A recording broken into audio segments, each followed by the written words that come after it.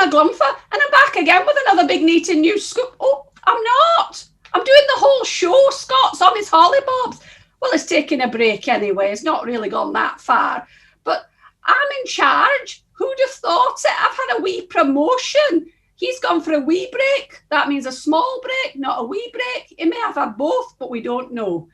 And tonight, well, it's action-packed. It's some of my scoop-a-doops interspersed with a wee bit of chat from myself. And also, it's a whole heap of Frank Turner. It's the whole interview uncut. Oh, well, it's cut, but it's not cut like it was before. It's cut into two bits. There's going to be a big bit now, a big scoop-a-doop with a flake on top. And then there's going to be another one right at the end of the show with lots of other tasty treats in between. Who'd have thought it? I hope you're going to sit back and enjoy the show.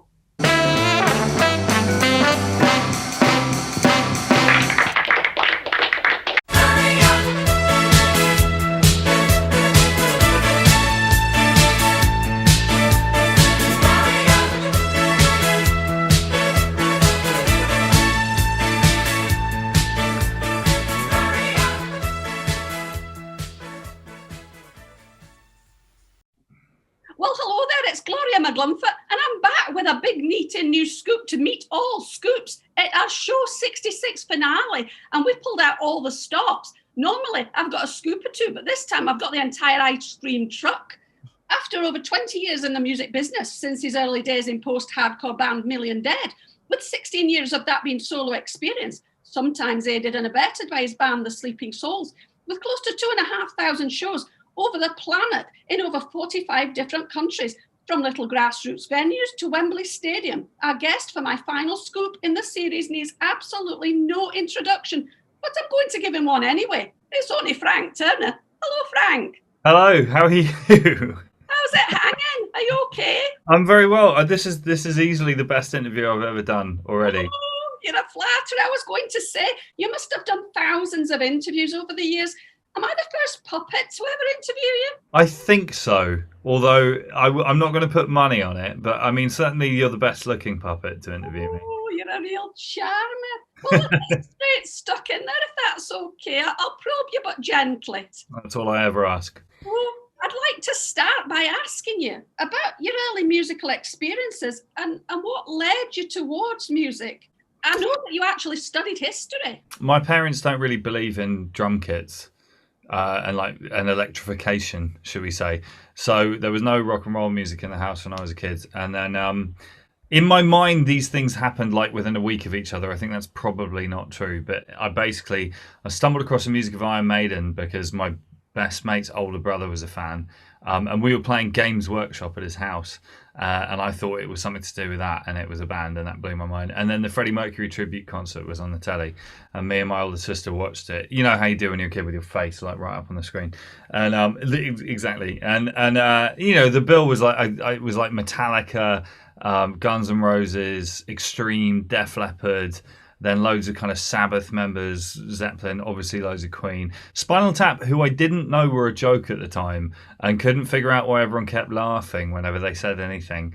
But yeah, it was, and that was my introduction. And then immediately, like the following, I was 10 at that point, and for my 11th birthday, which is at Christmas, I got an electric guitar, just started playing and got in a band about a year after that with some mates, and the rest is history. That's lovely. Well, you've probably got more in common with our Scott than you'd probably imagine, because you both allegedly bought Iron Maiden's Killers as your first record. Really? Scott, is that true? It really is true. Oh my goodness. I'm a massive Maiden fan, but we know you are as well, which is quite cool. I mean, amazing. I've got the artwork for Killers tattooed on my leg. It's not really a sort of non-awkward way of me showing that to this camera, but I do. It was my dad got it for me. He bought it on cassette from the R Price that used to be at Waterloo Station. If you can imagine there being a record shop at a station. And it was the only one they had in, so he bought me Killers on cassette. He still, to this day, regards that as his central parenting error, because it definitely set my life on a different course. It was certainly a good thing to happen because, well, you even chose Iron Maiden as your specialist subject, and we're all triumphant in Celebrity Mastermind. I would imagine you were quite impressed with that.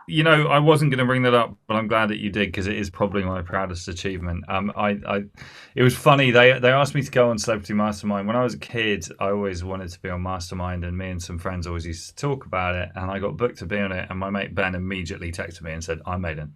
Because I'd always said I'd do Iron Maiden as my specialist subject. And then when I got there, it was me, John Cooper Clarke, Roy Hudd, and some children's TV presenter guy who I didn't know.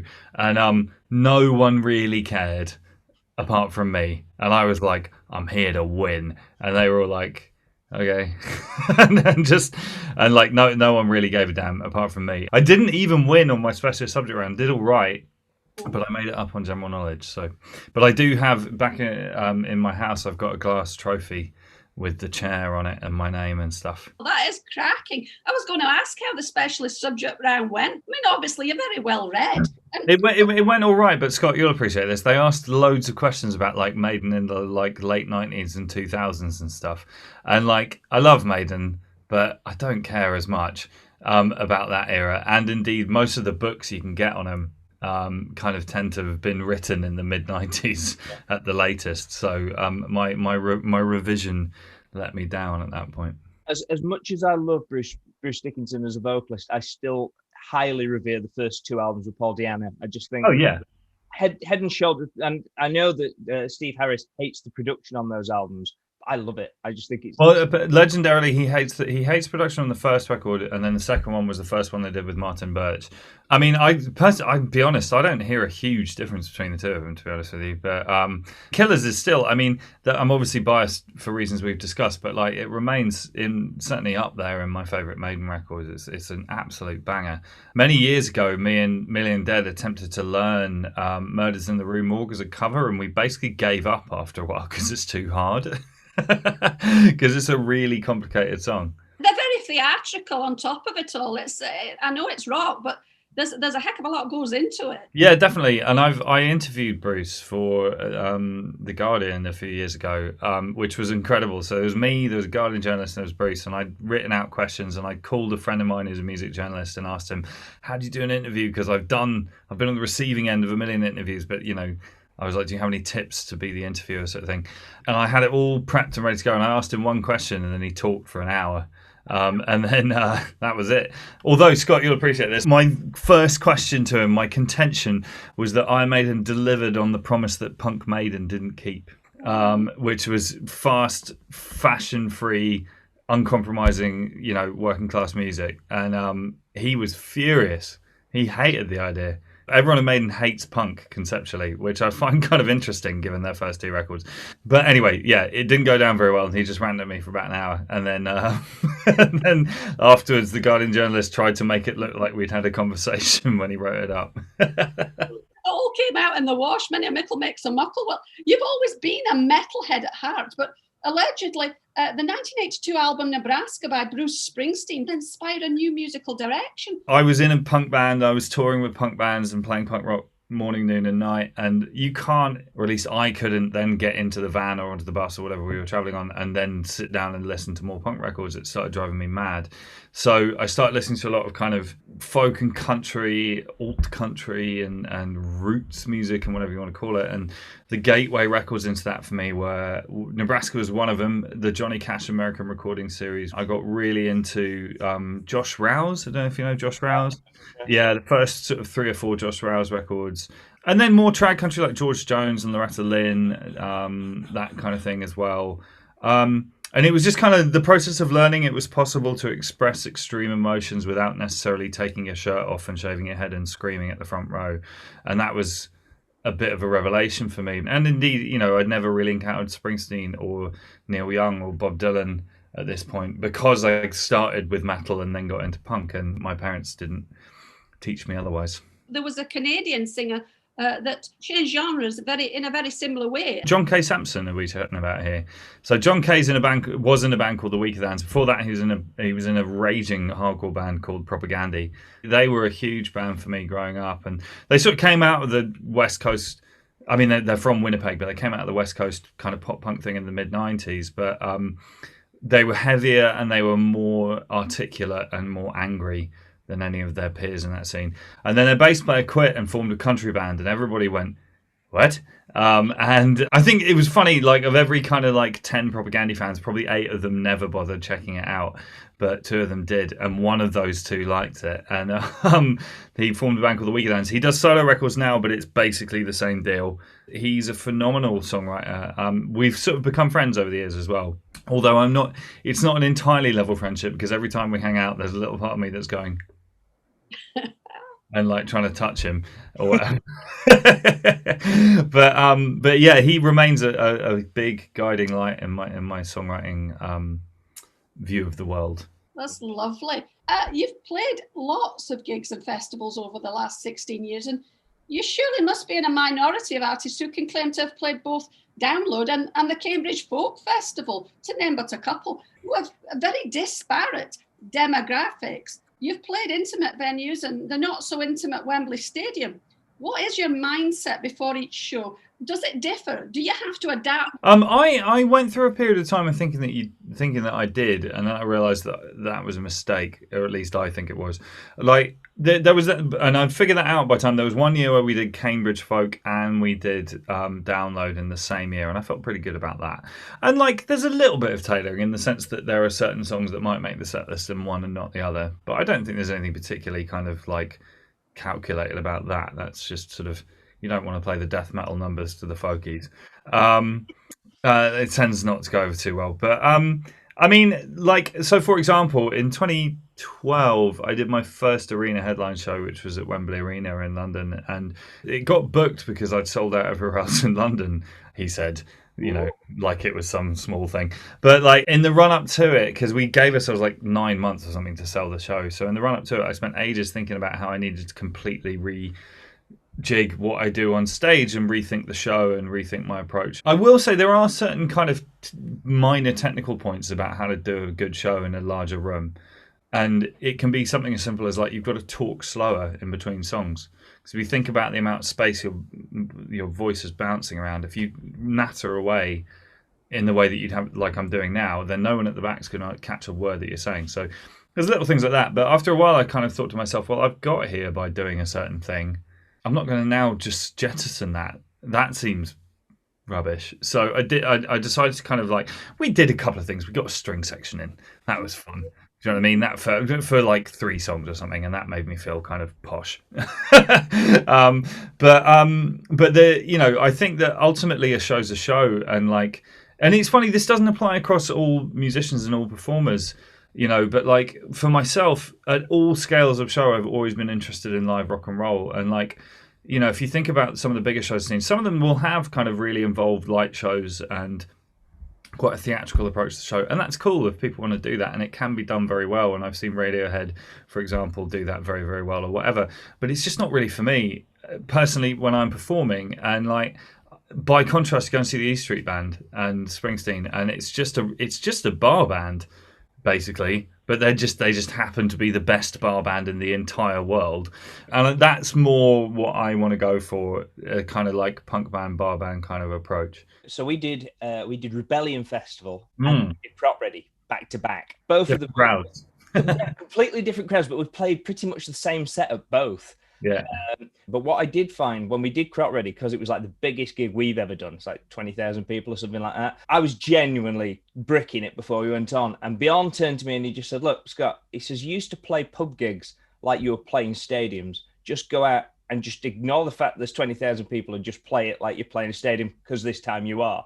And it was like, and to be honest, that actually put me at ease, because it was right. And I'd never thought about it. And I think, it's about how you go into it. And, it is. And like, there's kids ask me all the time for like advice on like how to play shows and stuff like that. And the thing I always say is just remember there's a reason you're there. I mean, at the beginning when you're playing pub shows, you're there because you've got something to say, or you feel like you can entertain people. So do that. Do you know what I mean? And then if you get to the place of playing Cropredy or wherever, like there's a reason you're on that stage. Do you know what I mean? Because not everybody goes from a pub to playing that stage. So just remember there's a reason you're there. It seems to be a good thing to me. Also, I mean, without getting overly dewy-eyed here, and brace yourself, but like there's part of me that sort of feels like a lot of this comes back to like what's good about music conceptually, which is that it's a great leveler. Do you know what I mean? And like, it doesn't really matter who anyone is or where they're from or whatever. You're just playing music. You're just and being an entertainer. And I'm quite keen on the word entertainer. That is what I do for a living most of the time. Not the last year, god damn it. But do you know what I mean? And like, and it doesn't matter if someone's wearing a Slayer t-shirt or wearing a Barber. Do you know what I mean? Who cares? It's still music and it's still entertainment. A few weeks ago now, we chatted with Sean Lakeman, and there was this whole conversation about folk music and the fact that sometimes people can be quite like put it under a microscope. But one of the best things that he did say was that I don't think that music should be taken that seriously. It should give you a good time, make you cry, make you laugh, make you want to dance. It's not the actual, pigeonholing somebody into a particular box. There's a tendency to overanalyze that exists in all fields, and I think it's quite a male tendency, if I may say so as well. And it can get pretty dull. And like, I'm an idiot because I started off in punk rock, which is one of the most like furiously self-excoriating and like arguing about what it means genres, and then vaguely moved towards folk music, which is the other one that's like that. And there are days when I'm like, oh, for God's sake, who cares? Do you know what I mean? And like, genre tags exist to give music journalists something to argue about, and like, it's just play music. Do you know what I mean? And like, no, of course not everyone likes everything, and indeed it is impossible to make any kind of art that everyone will like. That's a fool's errand. But and nor should you be aiming to please anybody other than yourself, in my opinion. Louis Armstrong once said, all music is folk music. I ain't never heard a horse sing a song. Very good. Well, I'm pretty sure it was Ornette Coleman who said there's two types of music. There's music you like and music you don't. and that's it. That's all that matters. Sure, 1,605. I'm not going to test you on this one. It took place. I was about to say, I've got what? That's not mastermind again. You're not in that chair. Oh Lord! Right, okay. It took place on the 28th of August, 2014, and it was incredibly memorable to those who were lucky enough to get in. It was in Barnsley, at the Old Number 7 pub. Old Number 7 in Barnsley, yeah, the Benefit for the Miners charity. Yeah. That was a fun day. There's a good story behind that as well. My friend Ian he's in fact the music journalist I was referring to earlier when I said I'd asked a friend for advice. He's, one of the main writers for Kerrang! Magazine, classic rock and that kind of thing. He's a very dear friend of mine. And he was at my flat in London a few years ago, and we were up late drinking whiskey and talking nonsense as you do. He went off on this rant about, first of all, it is true that in the 70s in particular, rock bands used to tour more regionally in the UK. And then there are a handful of people in the modern day who try and kind of recapture some of that, and that's me, the Levelers, Biffy Clyro, the three obvious ones. Ian he'd had a few, and he went off. He's from Barnsley. My God, is he from Barnsley? He's the most Barnsley man who's ever lived. But he started ranting about how he was like, "You all say you've toured everywhere, but none of you ever played Barnsley." And I'd had a few, so I said, "Well, I'll play Barnsley then." And I sort of got drunk and said to him, basically, like, if you can find a place in Barnsley that I can play, then I'll play there. And I'd sort of forgotten that Ian is a man who delivers on promises. And so next thing you know, he'd found this bar, Old Number 7 in Barnsley, and he'd found a date, and he'd like he's friends with my manager as well. He called my manager and checked I was free and all this sort of stuff. So I got on a train, and the weirdest part of it is one of my best friends, she was best woman at my wedding, is from New York. I'd sort of forgotten was coming to the UK to visit me. I mean, she was on a business trip to Europe, but she came to London to visit me, and she sort of arrived, and I was like, right, we're going to go and get this train and go to Barnsley. And she was like, where? We had a blast. I mean, I had a blast. It was an amazing show. It was rammed, and we raised some good money for a good cause. And then we stayed at Ian's mum's house, and it was very nice. Oh, it was an absolute cracking evening. I mean, at the end of it, you were wiping the windows down, and you went out into the street, and you didn't get lynched, which is a good thing in Barnsley. Was that a risk I should have been aware of? Oh, I don't know. I don't think that I stood a chance. It was a good show. It was a fun evening.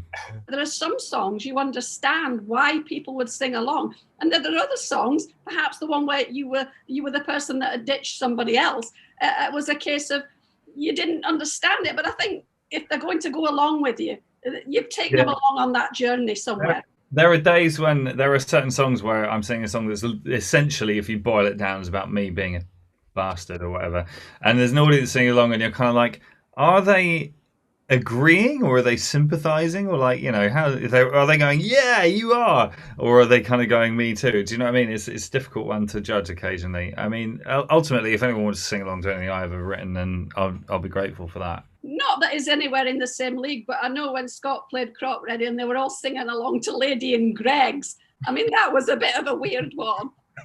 It is. I mean, Scott, you'll back me up on this. There's no feeling like it in the world. Oh, absolutely. I mean, we do parodies of other people's songs, but when you hear people singing back the wrong words to a song that you rewrote, and you know that it's your fault, there's no better feeling. Knowing that people can't listen to Chris de Burgh ever again. We've probably done him a favour. Giving him a late trumpet there. Well, you're now well past the milestone of 1,000 shows, which you referred to in your song The Road, written in 2009 for Poetry of the Deed, around the time of your 1,000th show. And Scott parodied it for the Doonicans' 1,000th show in October, I think it was October 2019. It's been played a lot on our Big NEET In shows.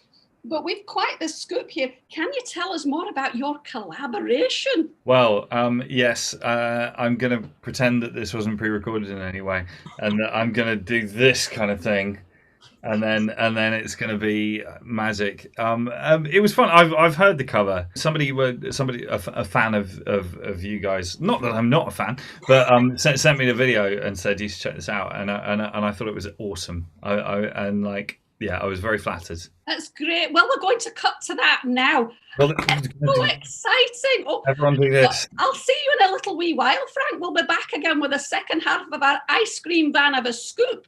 But it's been lovely chatting so far. Bye for now. Bye for now. Oh, Scott, you're still here. We'll see you in a bit.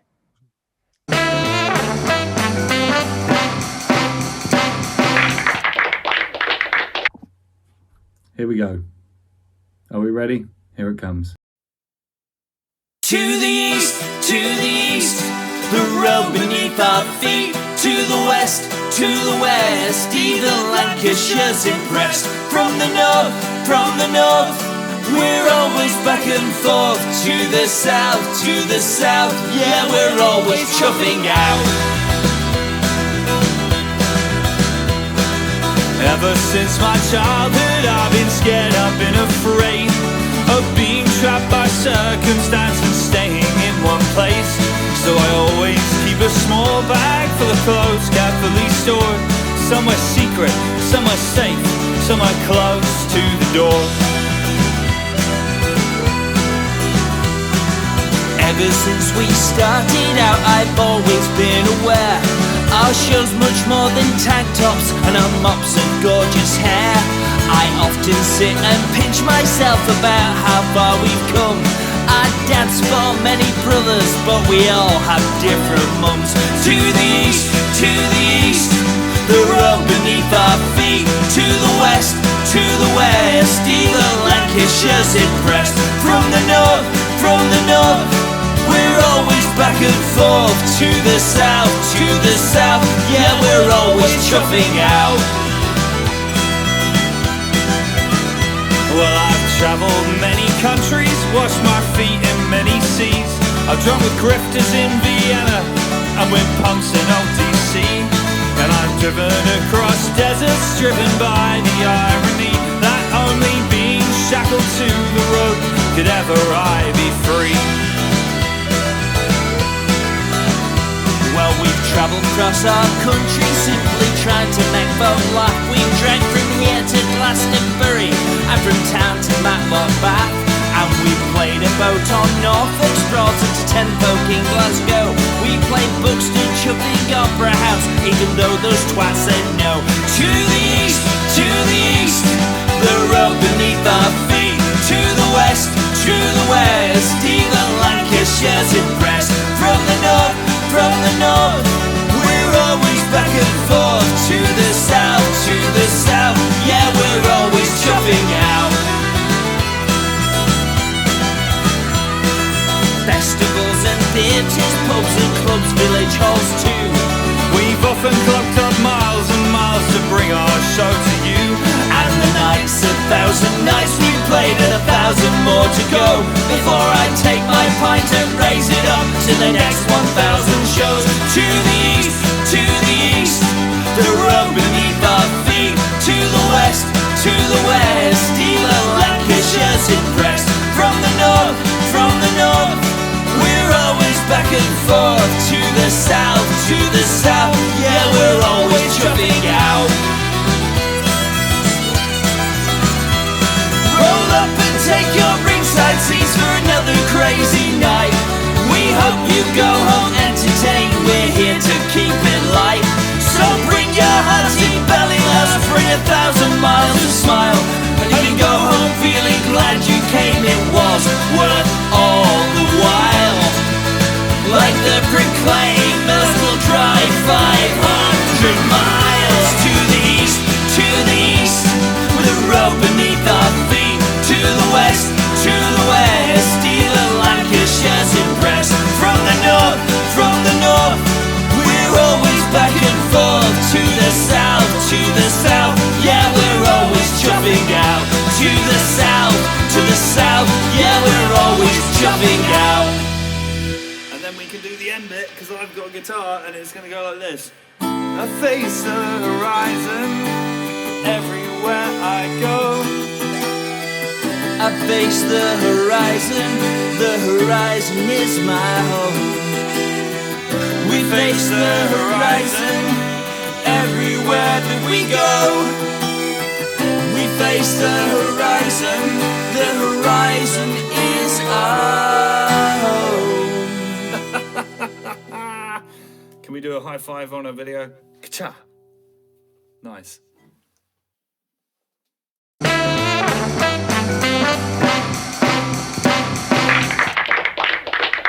Well, I hope you enjoyed the first scoop of our Frank Turner. Wasn't he a lovely lad? Bless him. And he climbed the Millennium Dome earlier this week. What a star. He's done it in aid of the music venues.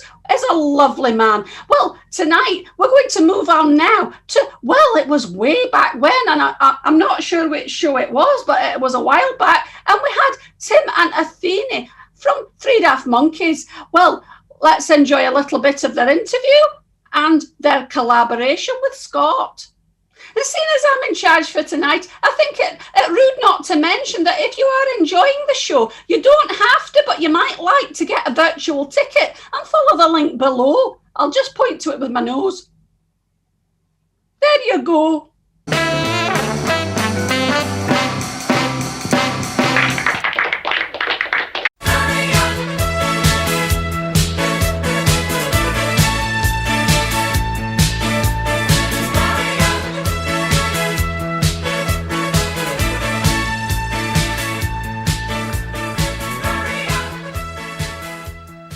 Well, hello there, it's Gloria McGlumpher, and I'm back again with another big NEET scoop, and we've got a cracker of a scoop tonight. It's Three Daft Monkeys. Hello. Hello. Hi. How you doing? I'm absolutely cracking. How's it hanging? All directions. Yeah. Pretty well. That's the best way. We'll start with this first bit, and I'm going to probe you, but gently, if that's all right with you. I like a gentle probing, thank you. Don't we all? You've got to be careful, especially being a puppet. As you were about to get going on your 20th anniversary tour, the pandemic got in the way. You started to do a weekly cyberbusk on a Sunday and celebrated a full year of working from home. How have you found adapting to this way of working? We're going to start light, I suppose. Yeah. Yeah, that's light. Necessity is the mother of invention, I suppose. So, as we couldn't really do anything else, we just thought, well, the first lockdown, the first weekend was my birthday. So we put up a video of one of our shows. And then we thought, let's just do it on a weekly thing and try doing a gig. And we tried doing a gig. The phone was upside down. Yeah. The picture was terrible. But people loved it. But we didn't honestly know that we would do it every week. That became clear really early how much everyone needed it. We just thought we'd do one every now and again. And then the outpouring of the messages we were getting from people, hundreds of messages saying, we need this, we need music, we need to communicate with each other.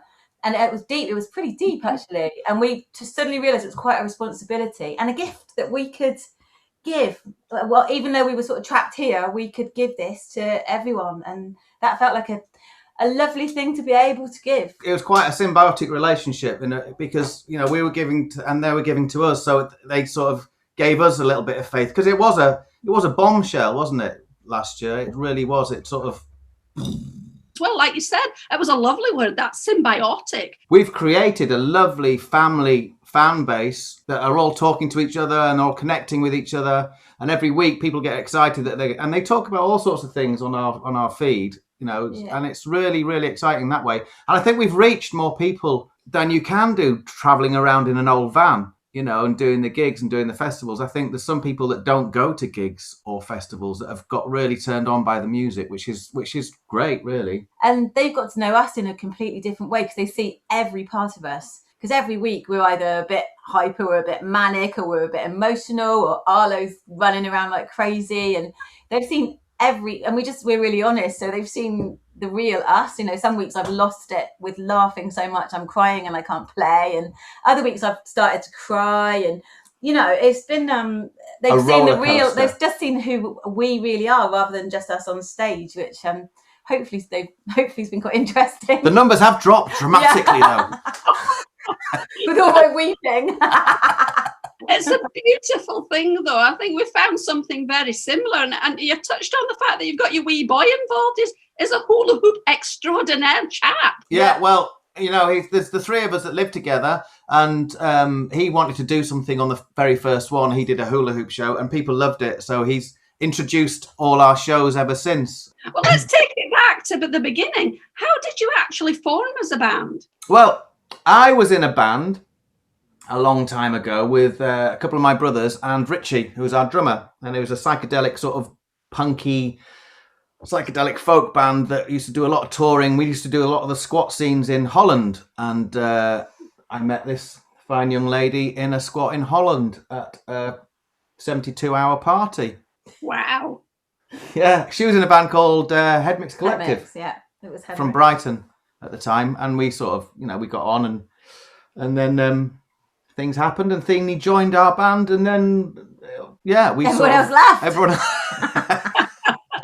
Two of my brothers ended up staying in Holland. They sort of lived in the squat scene in Holland, and we came back, and then we did some touring in Spain and stuff. And so it just sort of organically finished the old band, and we carried on doing the Three Daft Monkey thing. Wasn't the name of the band after one of your song titles that you wrote? I'd written a song about three Daft Monkeys because at one particular point when we were touring in Brittany, one of us had a black eye, so that was the eye thing. One of us had burnt their hands and had all plasters all over their fingers. Richie had a mozzie bite and a swollen face. And we just looked like a bunch of daft monkeys. So I wrote this song about that. And then when we went to Spain to do a gig, we were booked as the full band, but only three of us turned up. And so I renamed the band the Three Daft Monkeys. It wasn't really the name of a band that we'd ever have planned. No. So, I'd have come up with a much better one. Suddenly it happened really quickly and we couldn't really ditch it. Yeah. Because in Germany, they thought we were a Monkeys covers act, didn't they? I mean, you're both quite talented as it is. There's a few strings to your bows, if you pardon the pun.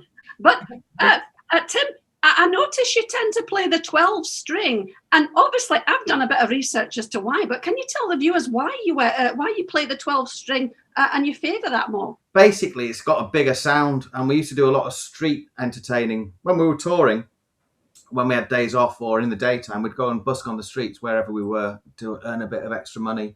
And it's just got such a good sound, and it goes really well with the violin. They sound beautiful together. And as it is, Athene, are you classically trained? Yeah. I asked to play the violin when I was 4 years old. My mum took me to see an orchestra, and I just fell in love with it and asked to play. And I started on this tiny sort of 16th size violin, and had free lessons because we couldn't afford lessons from a lady up the road. And I just fell in love with it from there. But all I knew that was classical. So I learnt all the classical. I did my grades in piano and violin. I did grade 8. And then I thought that was it. I didn't know.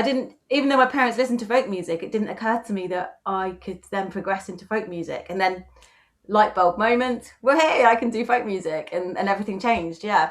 So I started off very, very sort of classical initially, but I've ditched all that now. No, I still love classical music. But you teach it, don't you? I do teach classical and folk, but my technique has obviously become a bit more lax, a bit more folky. And thinking about that as well, you have some absolutely amazing costumes. I'm thinking obviously of Athena, you have some beautiful costumes. And I know you look great, it's all right, but we'll mention the corsets. I don't know if you've got one as well, but Athena, you have some beautiful costumes. Are they made by people locally?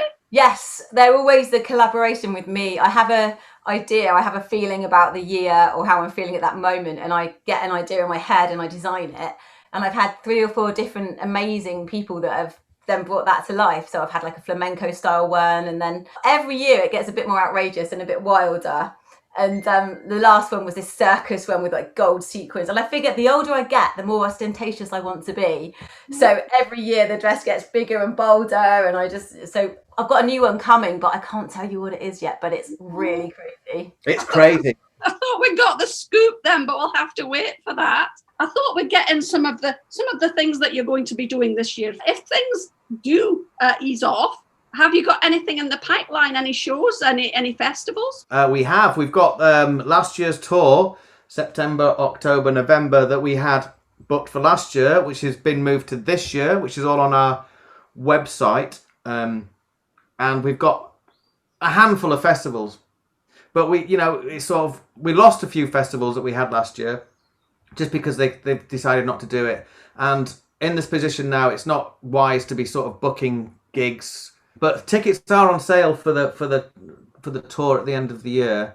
I think the ones that we're doing some socially distanced gigs, and they'll definitely happen. Yeah. So that I'm kind of allowing myself to be really excited about those, because there's one at the Big Sheep, which is a proper big stage and in a big field, but everyone stays in little groups of 6 in their mown circles, and I know those will happen, so I'm really excited about those. And then the tour's all over the country, everywhere. Yeah. And I've just been in touch with all the venues, because my worry was that the venues wouldn't survive, and we've been doing gigs for venues and stuff, so hopefully every single every single venue that we're playing is still going to be up and running at that point, because it's tough for everyone, but keep it light.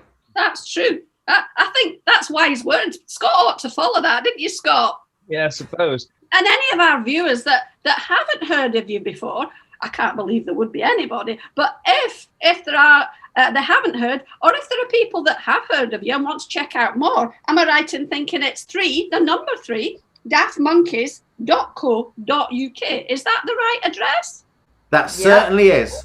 Well, I'll get our Scott to put it up on the screen so people will see it, and hopefully they'll check you out. You've got a bit of a collaboration with our wee Scott. You chose the song. Can you tell us a bit about it? It was one of my favourite songs when I was young. And mine. And Tim's as well. Sgt. Pepper's was just the most awesome album when I was growing up. I loved it. And it's that circusy vibe, that goes through all our music. When you guys actually said that was the song you wanted to do, I got really giddy. We knew you'd enjoy it because I've seen some imagery of you in the Beatlesque get-up, so it wasn't like He might not like this. I knew you'd love it.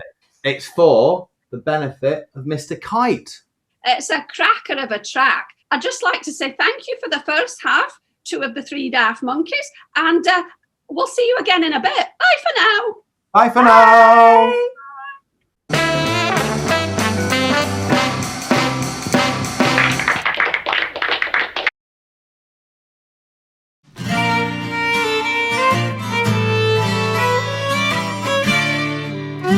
For the benefit of Mr. Kite, there will be a show tonight on trampoline. The Hendersons will all be there. Later Pablo Frank is fair. What a scene! Over men and horses, hoops and garters, lastly through a hogshead of real fire. In this way, Mr. K will challenge the world.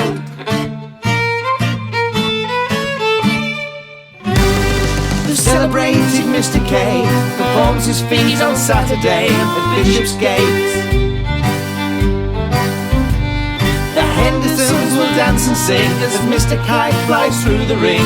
Don't be late. Mrs. K and H assure the public their production will be second to none. And of course, Penny the horse dances the waltz.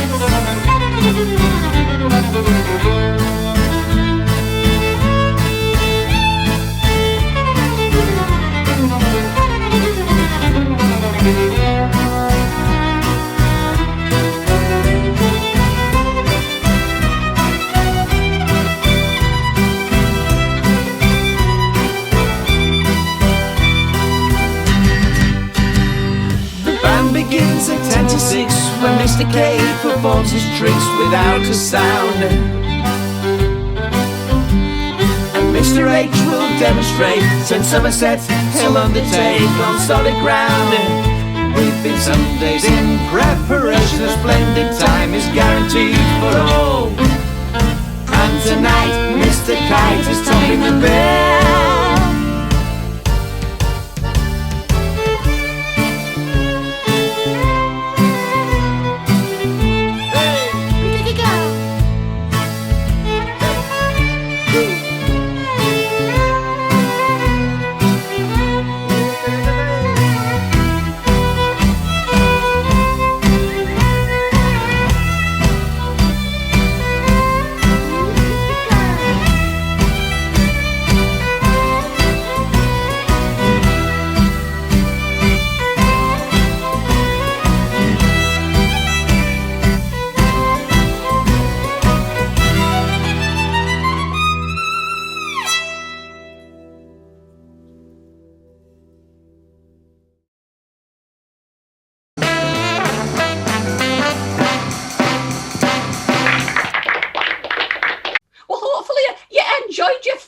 Of 3 Daft Monkeys, and well, if you did, there's a link below that you might like to find and possibly donate. You get a virtual ticket and you're virtually helping us all out. That's a lovely thing to do. Thank you very much in advance. Well, that was 3 Daft Monkeys, and now we're going to go to not so little Lil Jim. Oh, things that he can do with his organ, it's not worth talking about. Bless him. And, well, it was a cracking collaboration again. And there's a bit of the interview, followed by a bit of Scott and Lil Jim. Enjoy.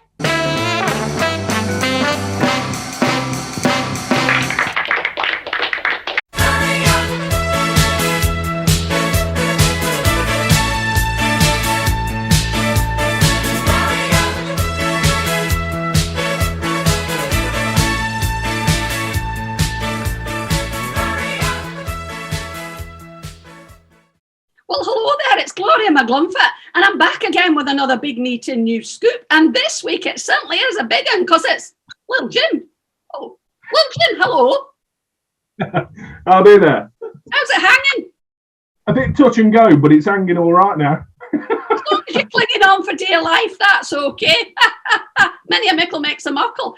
Well, I can't help but notice that at 6.5 feet tall, you're not that little. Is Jim your first name or your second name? First name. I know it's not Little Jim, it's like Lil Jim, it's casual. I got the nickname when I was about 11 or 12 years old, I'd kind of stood in on a few gigs with my dad's band, Cajun and the Zydeco Brothers, and they needed a name for me, and because I was little back then, Little Jim. There you go, job done. It's just stuck, you know. I mean, it's kind of ironic now that I'm 6'5", but you know. That's casual. That's great. And you're known for playing Cajun and Zydeco music on your bottom melodeon. But for those not in the know, could you tell the viewers a little bit about those styles and your weapon of choice? Cajun and Zydeco come from Southwest Louisiana in America. The Cajun music is the music of the white people, the Cajuns, and the Zydeco comes from the Creole people. So I kind of mix the two styles, and my weapon of choice is the accordion, or melodeon. Oh, am I right in understanding it's a slightly different type of accordion to our Allens? That is very correct. Yes, Gloria, you're on form tonight. Done my research. Is it right? Is it right of me to say that when you push it in and pull it out, it does two different things? well, you could say that. Yeah, absolutely. That's Scott. He told me that. He's terrible, like Scott. You like your Cajun spices, don't you, Scott? I do like my spicy food, but it's a different kind of thing, Gloria. That's all right. That's fine. You started, as you mentioned, in a band with your dad called Cajun and the Zydeco Brothers, alongside the likes of Chris Hall. But later you went solo. So what led you to make this leap? I'd been with a few duos for quite some years, playing pubs.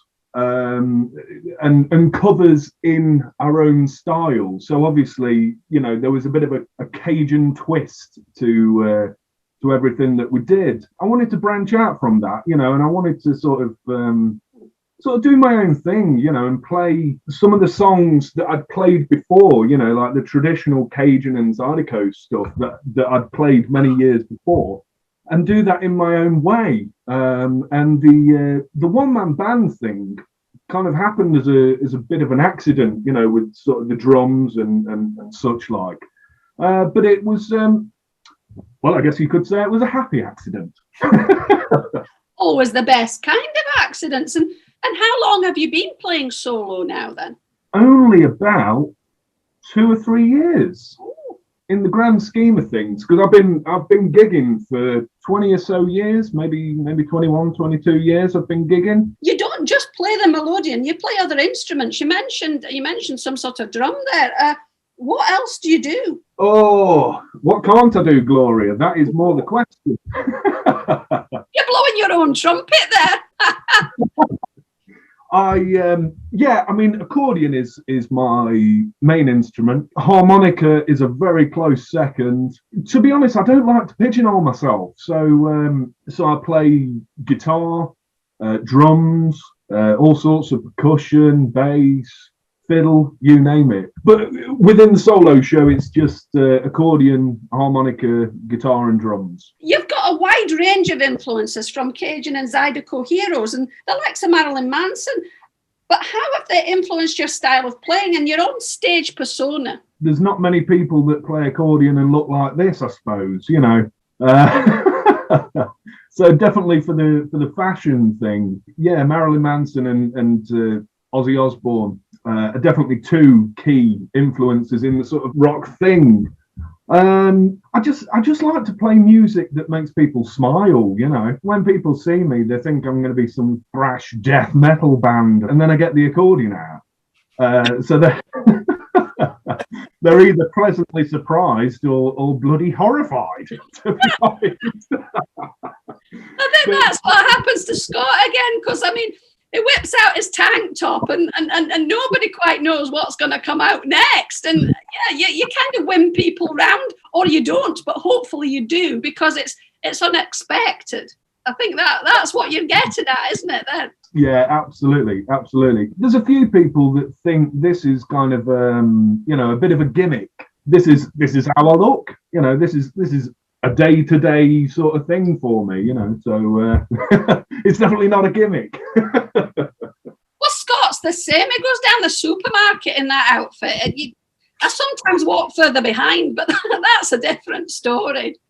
I'd like to see me and Scott go into bloody Sainsbury's, let me tell you. Oh, tongues would wag. They certainly would. Talking about Scott likes to work outside his comfort zone and encourages our guests to do the same. And obviously, this week's collaboration it ticks all those boxes. What was it that you picked and why? Well, I picked Midnight Sky by Miley Cyrus.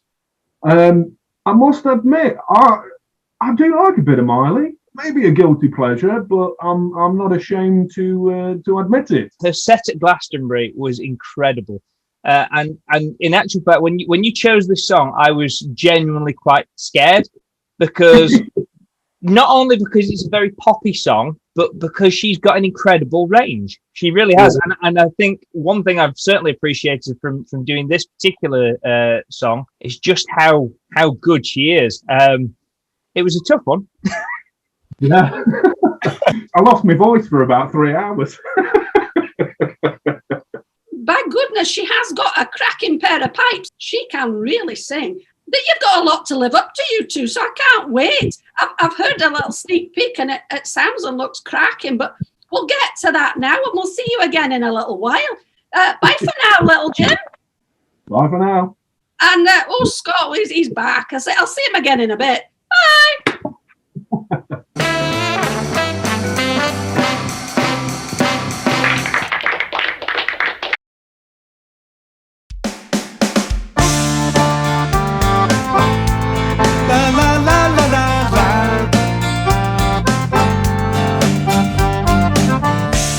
Yeah, it's been a long night and the mirror's telling me to go home. But it's been a long time since I felt this good on my own. A lot of years went by with my hands tied up in your ropes. Forever and ever, no more. The midnight sky is the road I'm taking. Head high up in the clouds. I was born to run, I don't belong to anyone. Oh no, I don't need to be loved by you. Fire in my lungs, can't bite the devil on my tongue. Oh no, don't need to be loved by you. See my lips on her mouth, everybody's talking now, baby. Ooh, you know it's true, yeah, that I was born to run, I don't belong to anyone. Oh no, I don't need to be loved by you, yeah. La la la la la, la la. She got her hair pulled back as the sweat's dripping off of her face. Said it ain't so bad, ever wanna make a couple of mistakes. You should know right now, I'll never stay put in one place forever and ever, no more. The midnight sky is the road I'm taking. Head high up in the clouds. I was born to run, I don't belong to anyone. Oh no, I don't need to be loved by you. Fire in my mouth, can't bite the devil on my tongue. Oh no, I don't need to be loved by you. See my lips on her mouth, everybody's talking now, baby. Oh, you know it's true that I was born to run, I don't belong to anyone. Oh no, I don't need to be loved by you.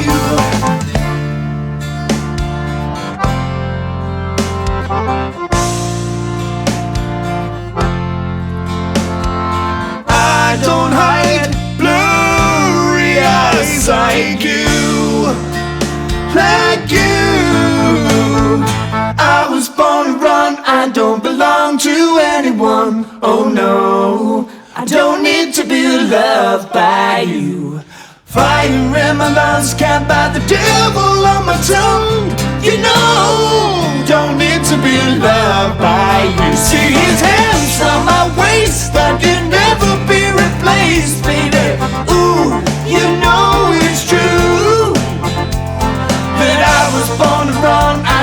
belong to anyone. Oh no, I don't need to be loved by you. Yeah. La la la la la, la la. You know it's true. You know it's true. Loved by you.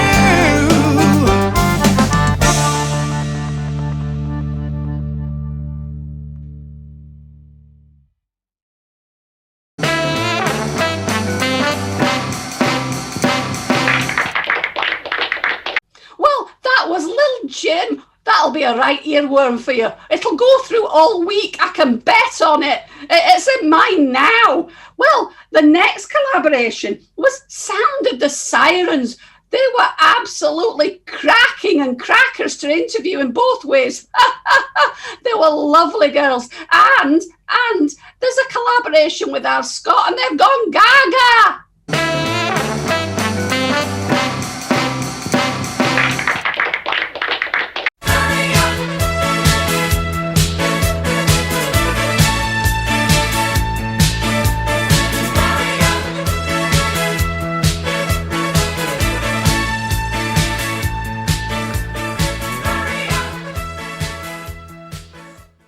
Well, hello there, it's Gloria McGlumpher, and I'm back again with another Big NEET in News scoop.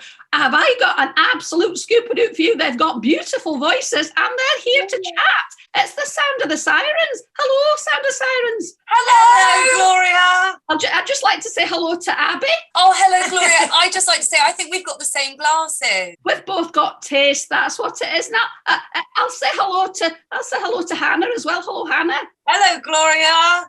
You sound just like my auntie. Oh, that's lovely. She's got a lovely accent then. That's the great thing. Well, let's get straight into the interview. Well, how did the band form? We were both working in a nightclub in Exeter called Timepiece. So you were working there first? I had no friends, and she was desperately looking for friends, and I saw an ad for friendship, and the rest is history. But we decided to work together, and then we decided to sing on the way home, and we'd sing Lean On Me mainly. And so we joined a functions band. Han found a functions band. You joined that first, didn't you? And then did that for a few years. We started introducing our really, really amateur guitar playing and thought, well, let's try and write a song and then get away from the wedding scene, just because we were naughty and we just wanted to eat the wedding cake. Started to chuck in the odd original, and when people didn't say get out, shut up, we just carried on adding a few more original songs and less covers. That's cracking. Were you originally a three-piece at first then? We were a two-piece called Route 2. Yeah, we were. There's so there was one photo shoot for Route 2, which we then realised was a really bad name. Then Lisa joined us in the Loose Cannons, the functions band. So all three of us were harmonising together. And then Lisa moved to London following our heart. She fell in love with somebody, moved to London, and we were left in Devon stubborn and said, let's carry on with two people. Just two people are easier to manage than three, trying to sort out three people's diaries. And so we just started to work really quickly and got lots of bookings and gigs, and we recorded an album, and that was 2013. So we've been a two-piece since then. You're cracking. I think it's a bit like Scott. I think you breathe through your ears. It's fantastic. There was loads of information there. So how did the Sound of the Sirens, how did the name come about? Where did that come from? But it's from Ulysses, the Sound of the Sirens. So they are kind of mythological creatures, a bit like mermaids that lure the sailors into the rocks to their death. And yeah, so actually sirens aren't very nice. A lot of our stuff isn't that pretty and tempting. A lot of it is quite as well, which might make you want to go to your death. You've got to have options. Many a mickle makes a muckle. And really, it's the harmonies, I think, that kind of set you apart, and we'll talk a little bit more about that. What were your own musical influences? When at the time that we did the first album in 2013, we felt like we had just discovered Mumford and Sons. You know, when you come across a band that nobody knows, so they were not big at the time, and we'd watched them supporting a folk singer called Johnny Flynn at the Cavern in Exeter. They were the support act, and we left thinking, these guys are amazing. And then suddenly overnight, they were everywhere. So I know in the early days, there was that very folky scene influence of Laura Marling and Mumford and Sons, but I really love the Carpenters. Love them. You can't beat a bit of carpentry. I love them, and it's a lifelong love. Me and my sister used to harmonise to a Carpenters album that my mum had when we were little. So I think in terms of like early influences, I took Abby to see a Carpenters tribute band. No, you didn't. You bought tickets for me to see Carpenters the musical. You sold it to me as the musical. It didn't go very well. It was a tribute band, and it was the funniest thing you had ever seen. It's not the musical. She's just like narrating. So she's like, Karen went on the radio in 1974 and then burst into a song. And then at the point that she said about Karen Carpenter dying, she was like, and unfortunately she died of anorexia nervosa. Calling occupants, and then chose that song to go into. And we were crying in our seats. They were certainly not keeping it light, which is the motto of our show. My next question is actually, how would you describe your own sound? There's not really a word for it, but it's like folk, pop, rock, but it's all of them, which is kind of a bit of a get out. Because cop. Yeah. I would say we're less folky than we've been branded, I think. I think because we, in the early days, were working with folkier acts, it led to really good things like Crop Pretty Festival, for example, which are very folk-based. But I wouldn't necessarily say that we are folk. I think sometimes you add a mandolin in and that makes it folk. And it's best not to be pigeonholed. So it means that you can get about a bit more as well. We're acoustic indie. Oh, you heard it here first. That's my scoop. I've got a scoop-a-doop. Can you tell us a little bit about your writing process? And there's an obvious chemistry between you. And I suppose, I know there's a family link there, but you've not killed each other after all this time. So how do you do the writing and the singing process? How does it start and who wins? I think it depends on each song. So each song has its own process. So sometimes we'll sit and write together. Sometimes one of us will come up with an idea and then bring it to the table. Depends on your level of emotion, whether you're having a bad one or a good one, or if we're both in a really, really good mood, we're like, yeah, let's write a happy song. Or we'll take it into now the collaboration that you're doing with our Scott, because he's looking a bit lonely in the corner there. So what song did you choose for the collaboration? We chose a Gaga song, Lady Gaga, Bad Romance. What did you do, Scott, with it then?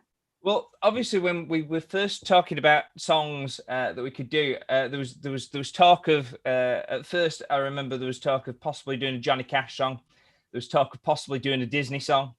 There was talk of doing "My Heart Will Go On" by Celine Dion, but I just said no way.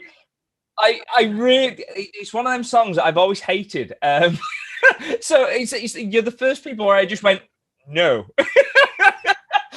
I really respected your your my honest. No. When no room for anything there. You're like, no, sorry, next. But what was great was when you suggested Bad Romance.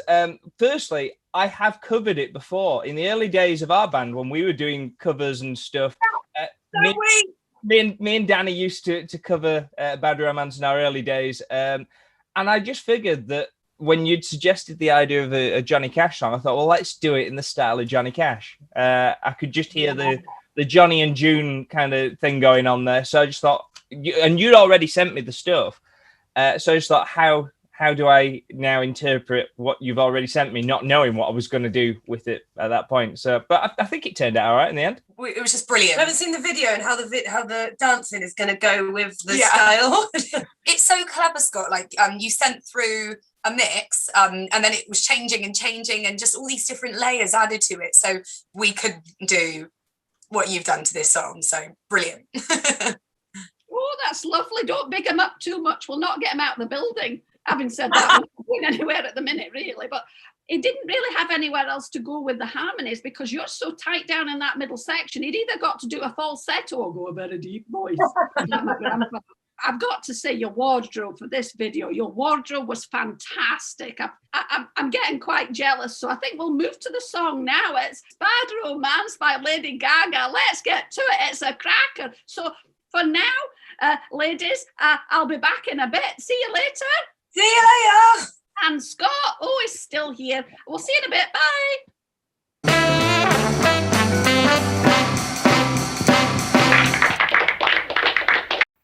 Hi, this is Lady Gaga.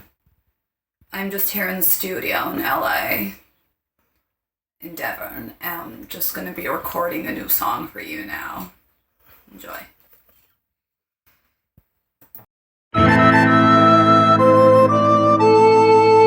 Ra ra Roma Roma ma ga ga ooh la la, want your bad romance. Ra ra Roma Roma ma ga ga ooh la la, want your bad romance. I want your ugly, I want your disease. I want your everything as long as it's free. I want your love. Love, love, love, I want your love.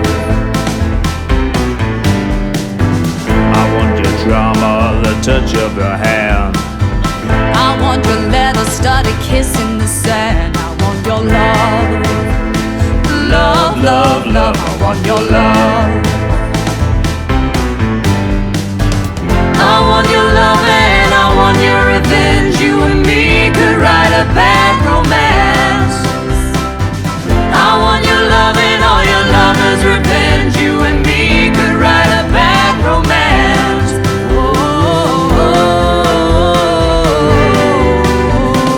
Caught in a bad romance.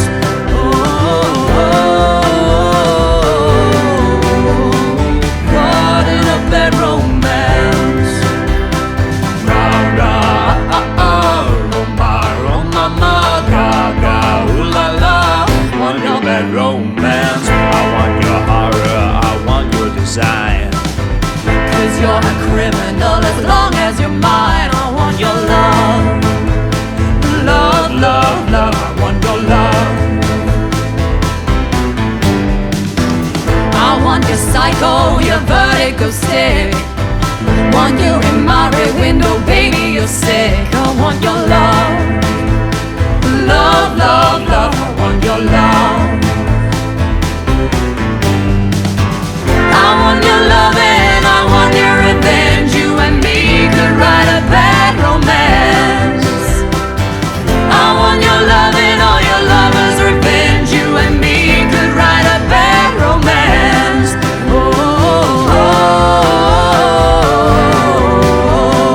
Caught in a bad romance.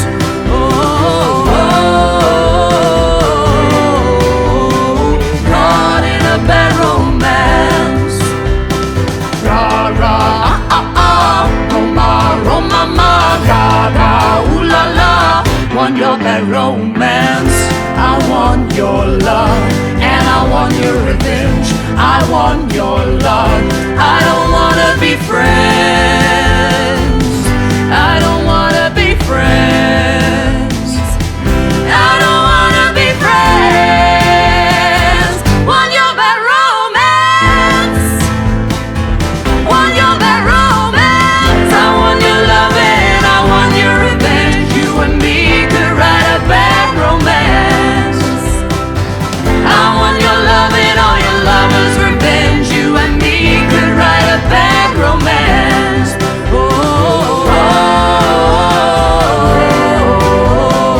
Caught in a bad romance.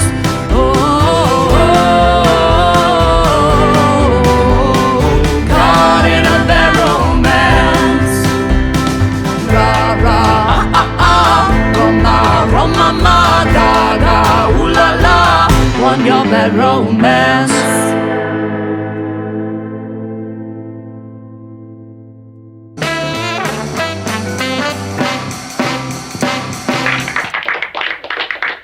Well, hopefully you enjoyed Sound of the Sirens. What was wrong if you didn't? Goodness me, they were cracking. Well, apparently, my wee nephew Gordon would like. I'm not Gordon, I'm the Crochet Kid, for goodness sake. If you want to do it, you can be whoever I actually say you are. It's the Crochet Kid. Well, he's going to be on to do the next link.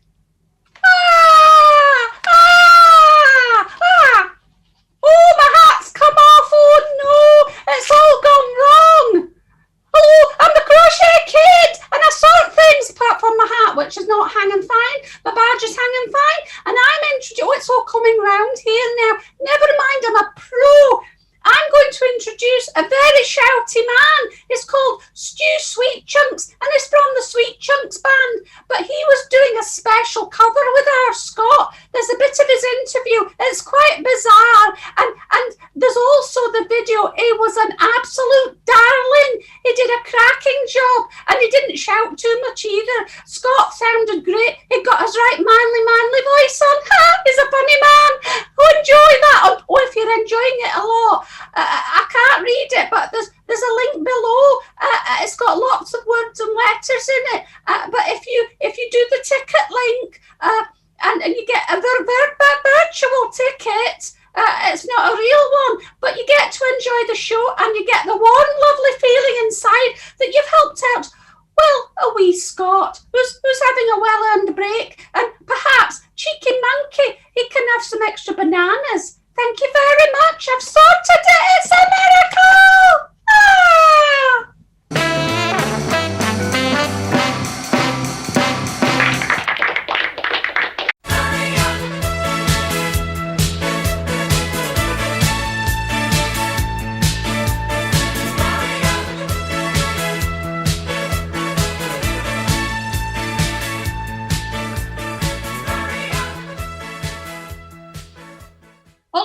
I'm Gloria McGlumpher, and I'm back again with another big NEET news scoop. And this week, well, it was such a success last time. We've got Stu Sweet Chunks back. Goodness me, it's going to be a cracker. Let's get started.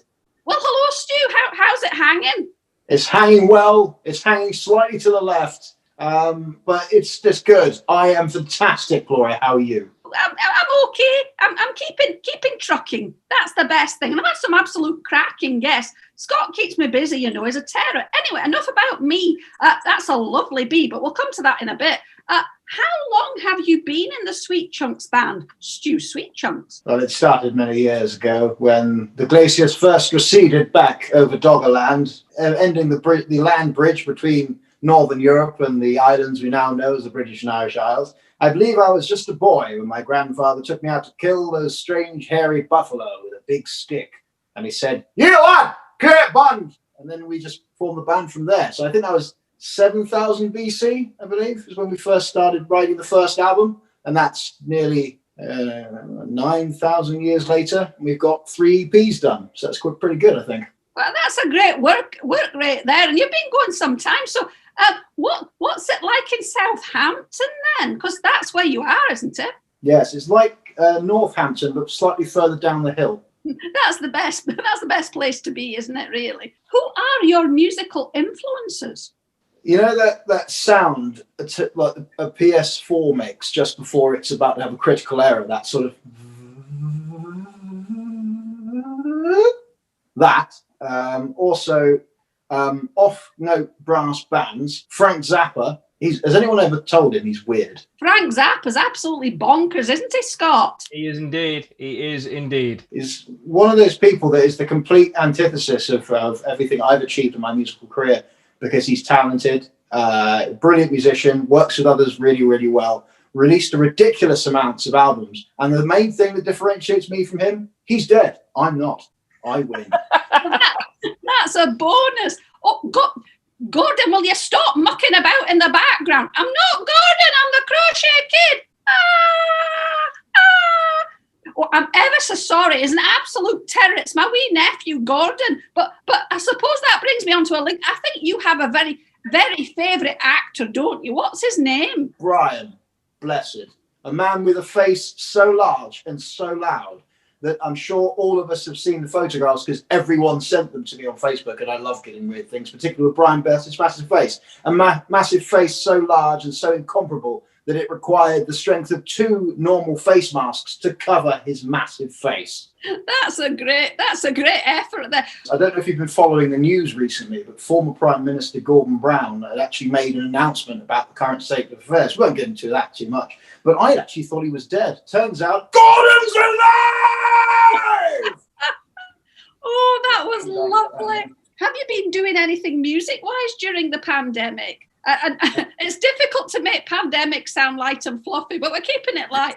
In the joyful abundance of happiness that is the pandemic, Well, basically, I've been trying to I tried doing the usual stuff, but as you may have noticed, I'm completely useless without the other two. So basically, we realised that as we can't hug, there's no point making music. And so we're going to crack on making music after all this. But I've been trying to learn the piano. I say learning it. I've been smashing my head against the keys over and over again until the noise comes out. Is it true that you're a bit of a DJ as well on the side? You've got another project that you do. Is it each week? Some fool about 4 years ago decided to let me have a radio show on Mondays back in Southampton on Voice FM, and I basically play whatever I like and talk rubbish with my mate Dave, and we've been doing that for 3 years. And then another station in Kent asked us, could you do the same thing? And we're like, okay then. So we're now spreading across the south coast, and now we control pretty much, because that's how radio works, is it? The more stations you get, more control. It's like Risk but with radios.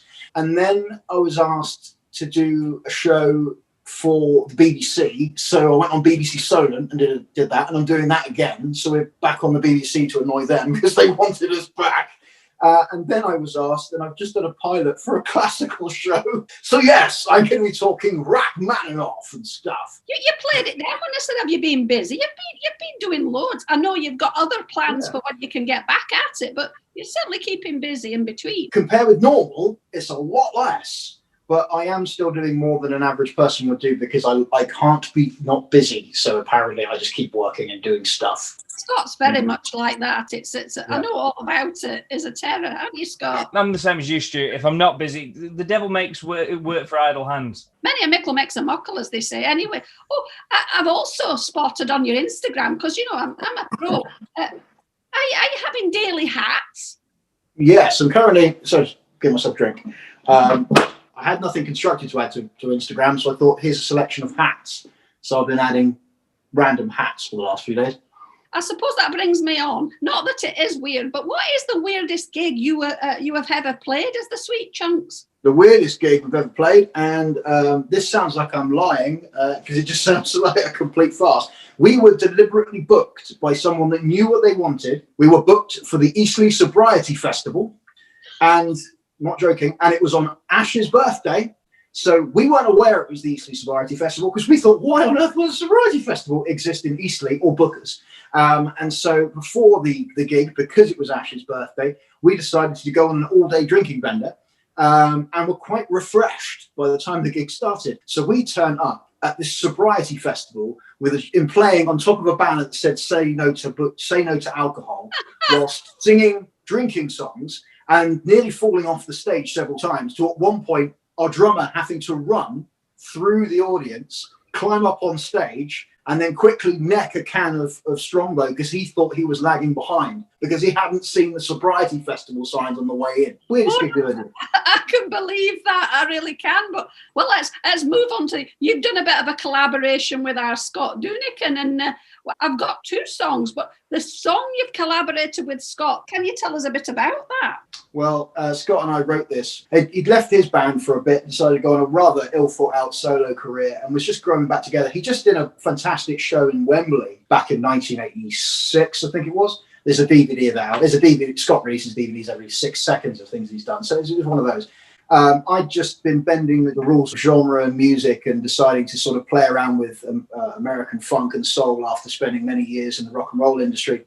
But it's just before I went really weird and all Britpoppy and no one really liked my records. But I was still sort of experimenting in a positive kind of way with a lot more dancier tracks. So working with Nile Rodgers, which was pretty good. And so the two of us realised we haven't worked together. We've been friends for years. We should probably do a track. And we thought, let's keep it simple. So so we just created this little track, and then the two of us started making weird noises at each other. Put some lyrics in it, and then the rest is history, really. Scott, you're going to have to help me out here. What's the song called? It's Under Pressure. We'll give that a gander now. Let's get to it.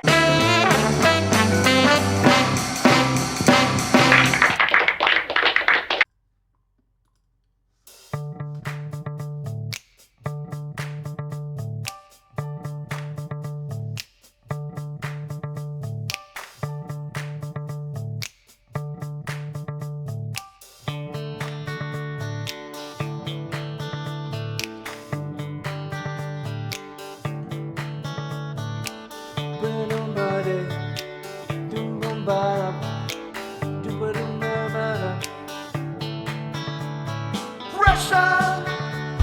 pushing down on me, pressing down on you, no man asked for. Under pressure that brings a building down, splits a family in two, puts people on streets. ba ba bep, beat it up, eat it up.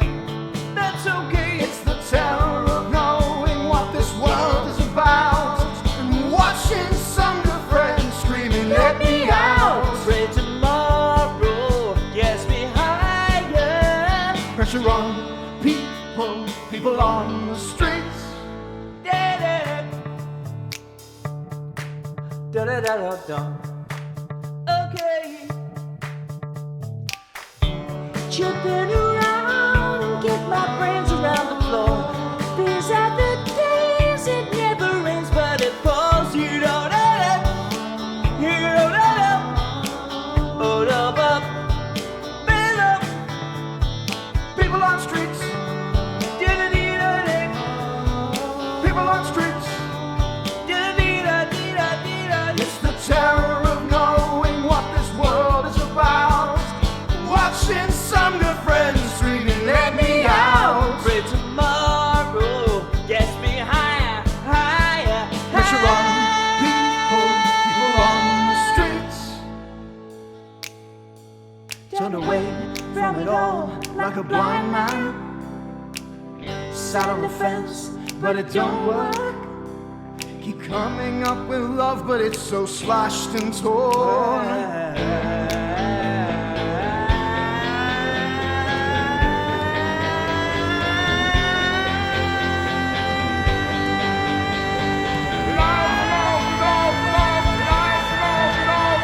Insanity laughs under pressure will break. Why can't we give ourselves one more chance? Why can't we give up that one more chance? Why can't we give up, give up, give up, give up, give up, give up, give up, give up? 'Cause love's such an old-fashioned word, and love dares you to care for the people on the edge of the night, and love dares you to change our way of caring about ourselves. This is our last dance. This is our last dance. This is ourselves. Under pressure,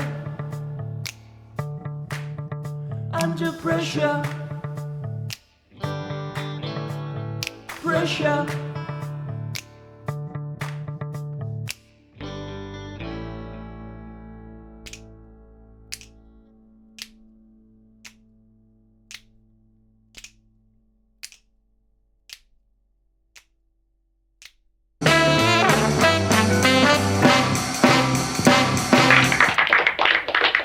Well, the next collaboration with Are We Scott is with Canadians in Space. Canadians in Space. Oh, goodness me. They weren't very chatty. They were kind of the strong and silent type, but their collaboration was amazing. And also they did ever so well in the Comedy Awards.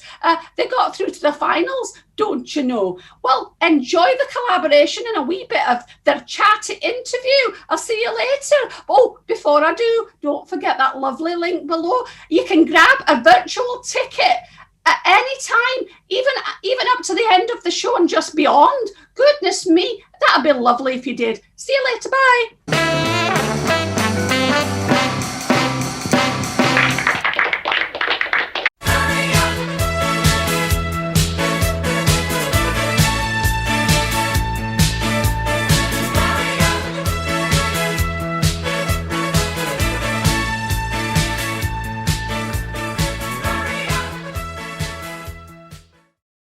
Well, hello there. It's Gloria McGlumpher, and I'm back again with another big NEET news scoop, number 49. And this week, well, we've got some Canadians in space. Canadians in space. And, well, it's Adam and it's Lee. And Well, there's another one missing, but we'll come to that in a bit. Hello, Adam, and hello, Lee. Hello. Hi there.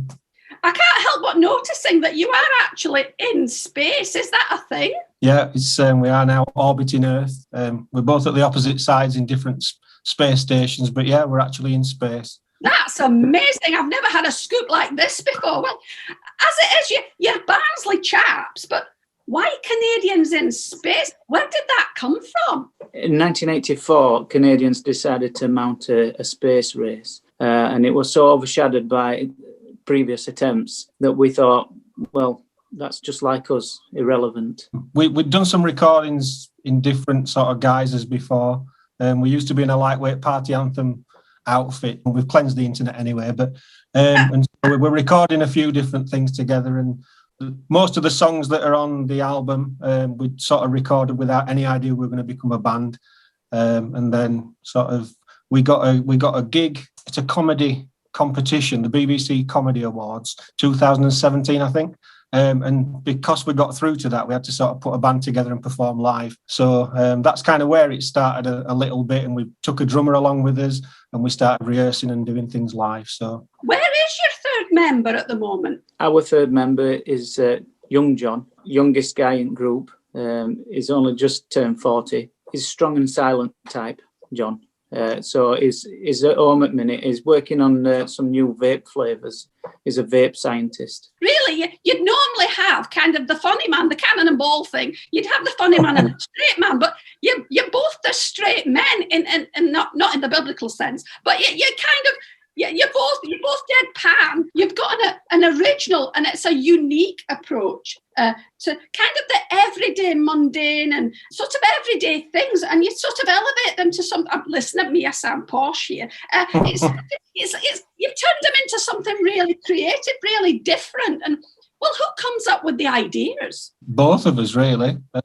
So some are just from sort of sitting around together thinking, what should we write about? Others, one of us might have an idea and mention it, and from that we just sort of build on it. Sometimes it changes completely, sometimes it turns out close to what we might have imagined, but very rarely the latter. I absolutely love what Canadians in space are kind of all about. Easily my favourite find of 2019, because I think that's when we first met. What I love is that there is, there seems to be quite a rich seam of comedy bands in Barnsley all of a sudden, which is great. Yeah, I think the world needs more humour at the minute. I described your appearance at Dooneyfest that afternoon. It was like, for me, it was your set was like Queen at Live Aid that afternoon. You absolutely stole the show. All the other, I mean, it was a full afternoon of comedy, mainly comedy acts.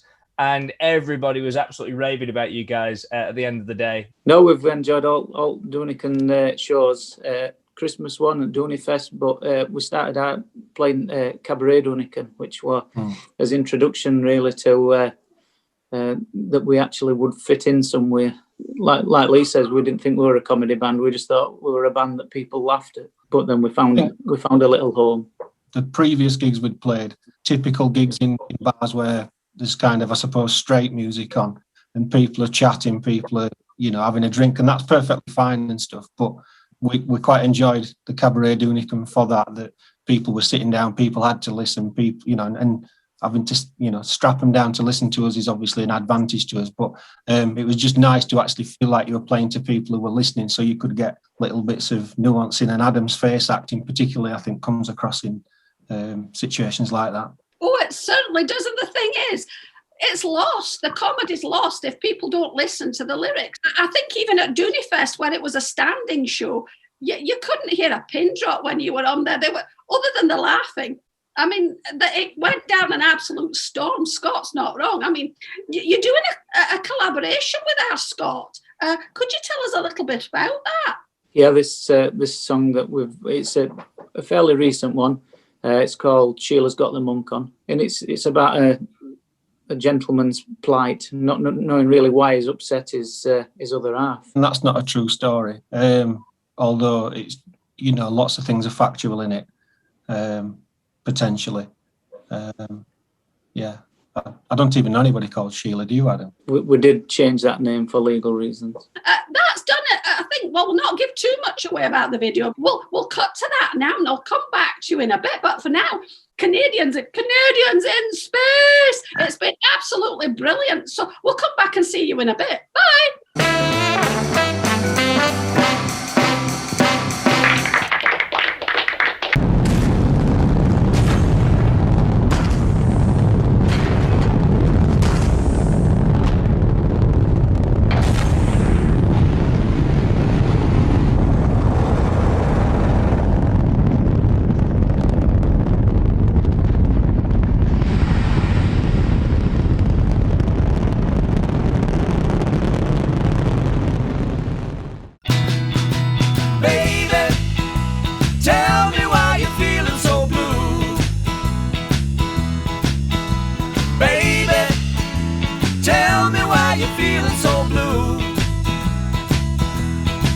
There must be something I can do to stop you from feeling so blue.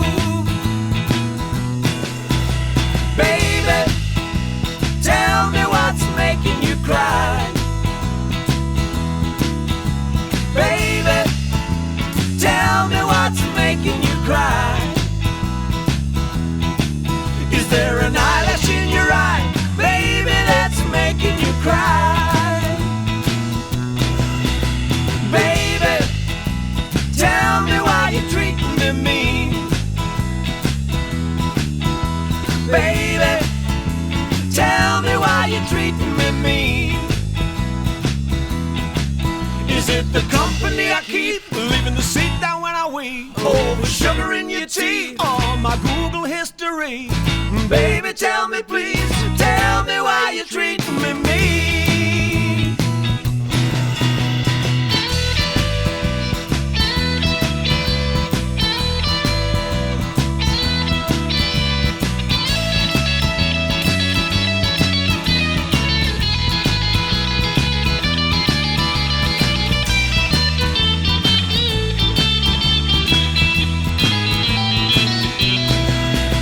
Baby, tell me what's irking you so. What's irking, oh, what's irking. Baby, tell me what's irking you so. What's irking, oh, what's irking. Is it because I shrunk your clothes? Is it because I stretched your pants? Is it because I burnt your toes and your brother's caravan? Baby, tell me please, tell me what's irking you so.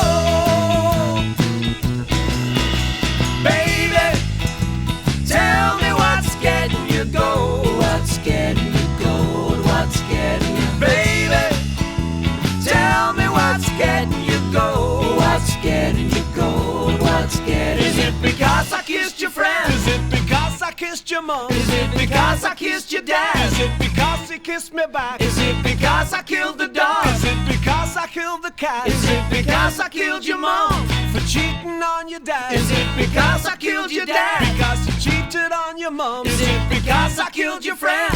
Because she saw me kill your mom and dad and cat and dog and taught your brother's caravan? Oh baby, tell me what's making you blue. She's got the monk on, Sheila's got the monk on. Oh baby, tell me what's making you blue. She's got the monk on, Sheila's got the monk on. There must be something I can do, baby, what's making you blue. She's got the monk on, Sheila's got the monk on.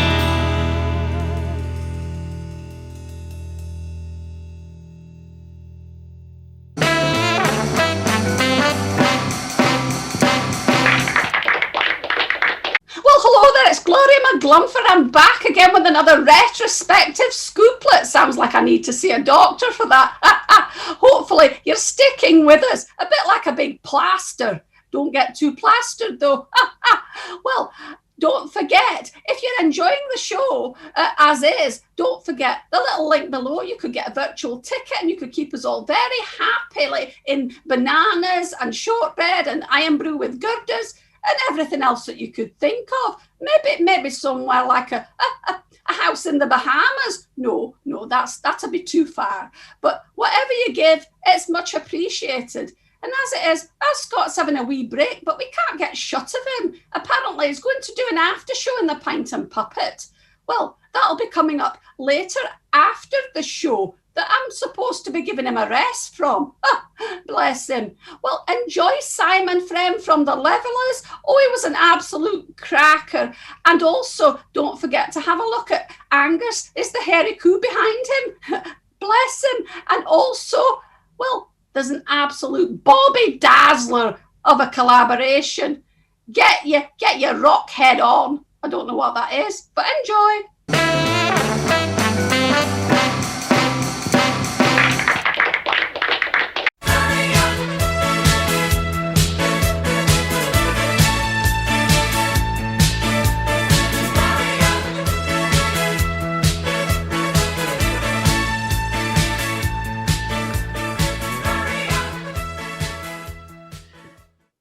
Well, hello there, it's Gloria McGlumpher, and it's show number 50, and have we pulled it out of the bag for you? This is a scoop-a-doop, it's a scoop, scoop, scoop, and we've got Simon Friend from the Levellers. Hello, Simon. G-L-O-R-I-I-A-P, Gloria. Oh, you're a charmer, that's cracking. I've got to notice that hairy coo, it's lovely. It's Angus, this one. Sadie bought me that for the first Christmas we were here. I bought her another one. Same Christmas. We love it. We love it up here. And it's a cattleman's cottage we live in, so it seemed appropriate. It sounds fabulous, and it's lovely. It's lovely. I love a hairy coo, as you will probably know. Well, I'm going to ease you in gently here. I like to probe a bit, so I'll get trucking. What is your earliest musical memory? What triggered you to make music or write songs or play instruments? I'll start deep. Wow, yeah, that's an easy one, isn't it? Well, my mum and dad, bless them, they were big music fans, and I believe I'm right in saying they kind of courted Ronnie Scott's back in, well, the 50s, I guess, 60s, early 60s. They had a big love of jazz and classical music. They were very open-minded as well in terms of where you went with it. I could have heard anything, to be honest, but my Leo Sayer was the first record I bought, okay?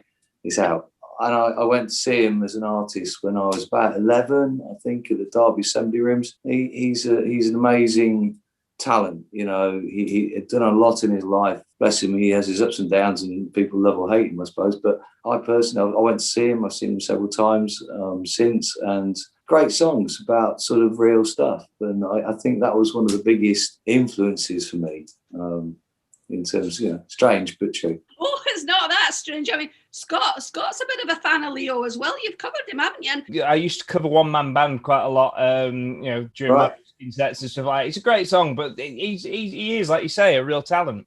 Number one, top of the pops when I was growing up, and same sort of time actually as the track that we've just done.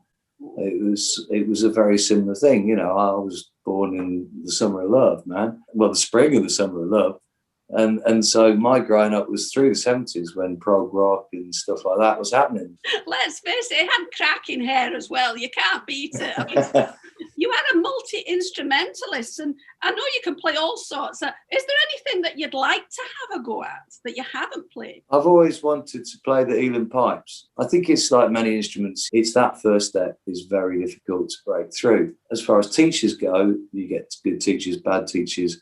But I think the commitment that you have to yourself to want to do something is probably the biggest teacher in your life, is yourself. Most of those instruments I taught myself, but I did have a good ground in trumpet, choir stuff when I was at school. But the Elan pipes is like it's one of those instruments I think that you play from the soul, like any bagpipe. I would love to be able to have a go, I mean, well, the thing is, there's something very soothing about the pipes as well. It's a lovely instrument. I wished I could play, but I don't have any teeth, so it kind of causes a bit of a problem there. You need your teeth.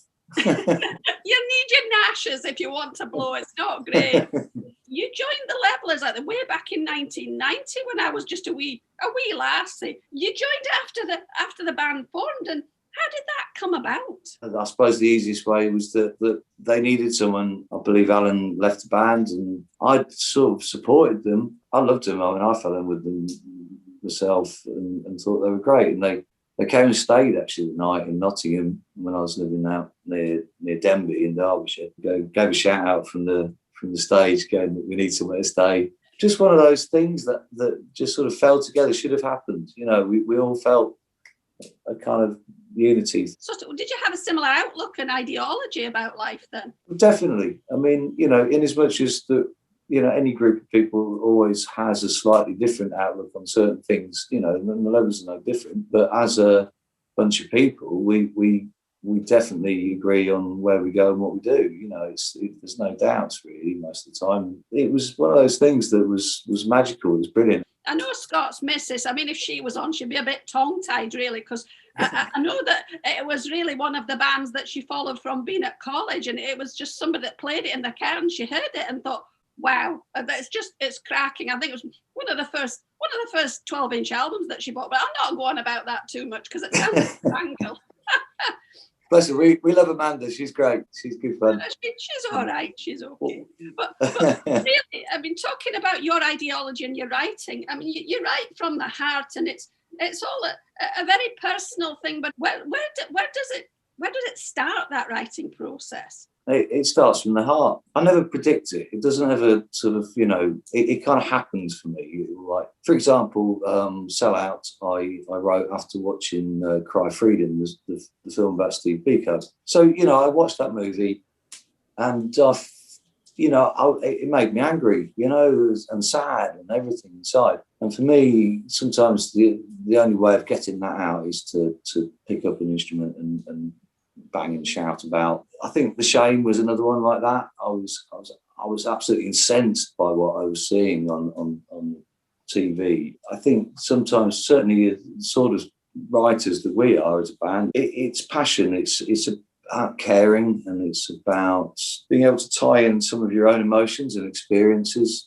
And sometimes there's a hidden message, you know. I talk about she and her a lot in my songs. Mainly that's to do with Mother Earth, Gaia, that sort of stuff. Because I love the planet, and we mistreated her and disrespected her for so long. The music itself, although it's very poignant and it puts across everything you've said, there's a sense of, there's a collective. You can do something about it. It brings it home, but it hopefully makes people want to do something and try and help each other. Like most animals, humans are naturally drawn to each other, and we're not naturally aggressive. You know, when we're born, we're not born with fear. We're not born with aggression and hatred or any of those things. You know, those things are learned.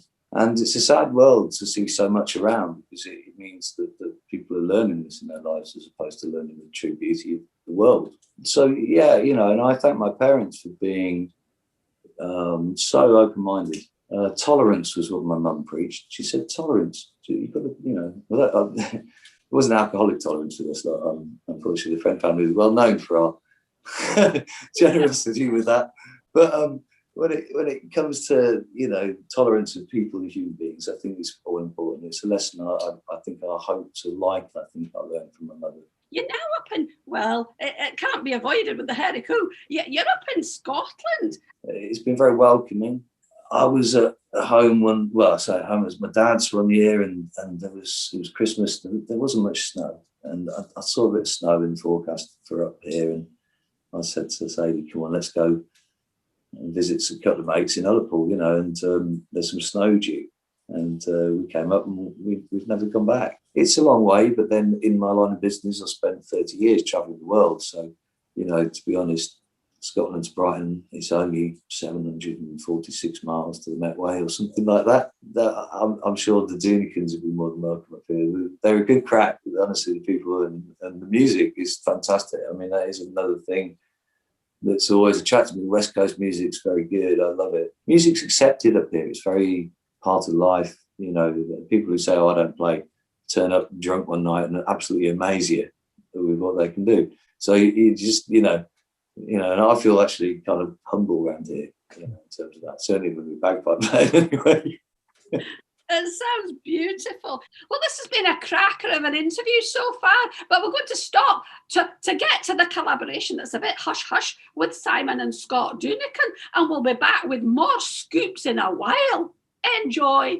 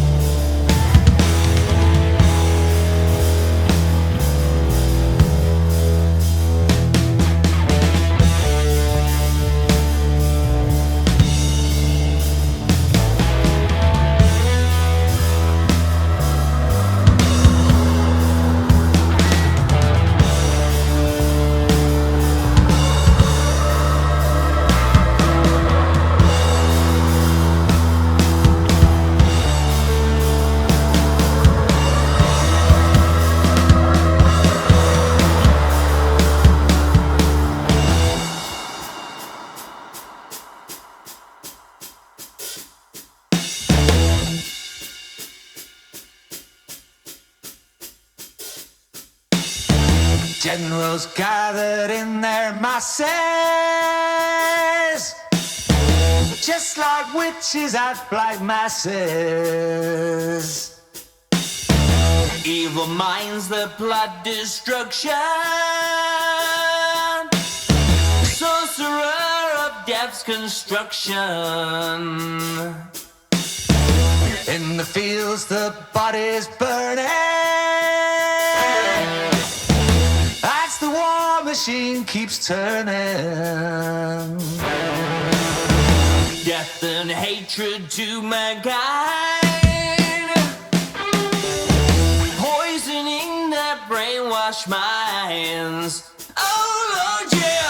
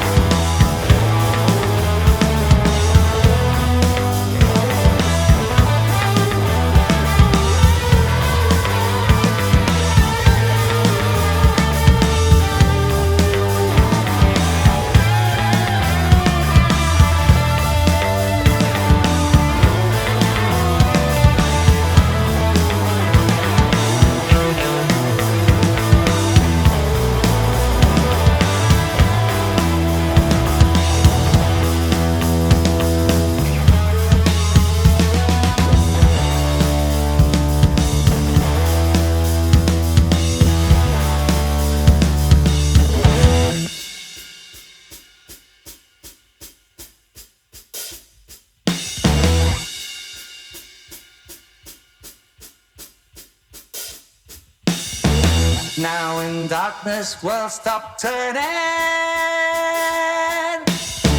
ashes where the body's burning. No more war pigs have the power, hand of God has struck the hour. Day of judgment, God is calling. Underneath the war pigs crawling, begging mercy for their sins. Satan laughing spreads his wings. Oh Lord, yeah.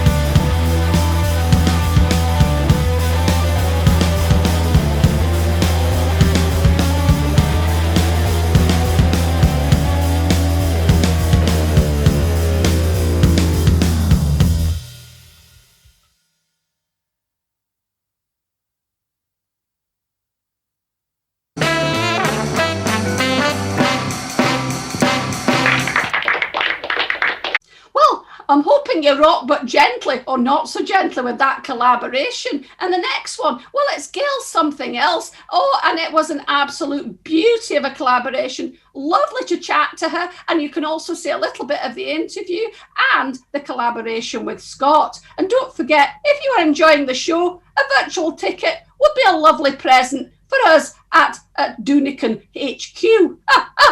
Listen at me, I sound a real pro. Don't forget to enjoy the show. We'll see you in a wee while. Bye.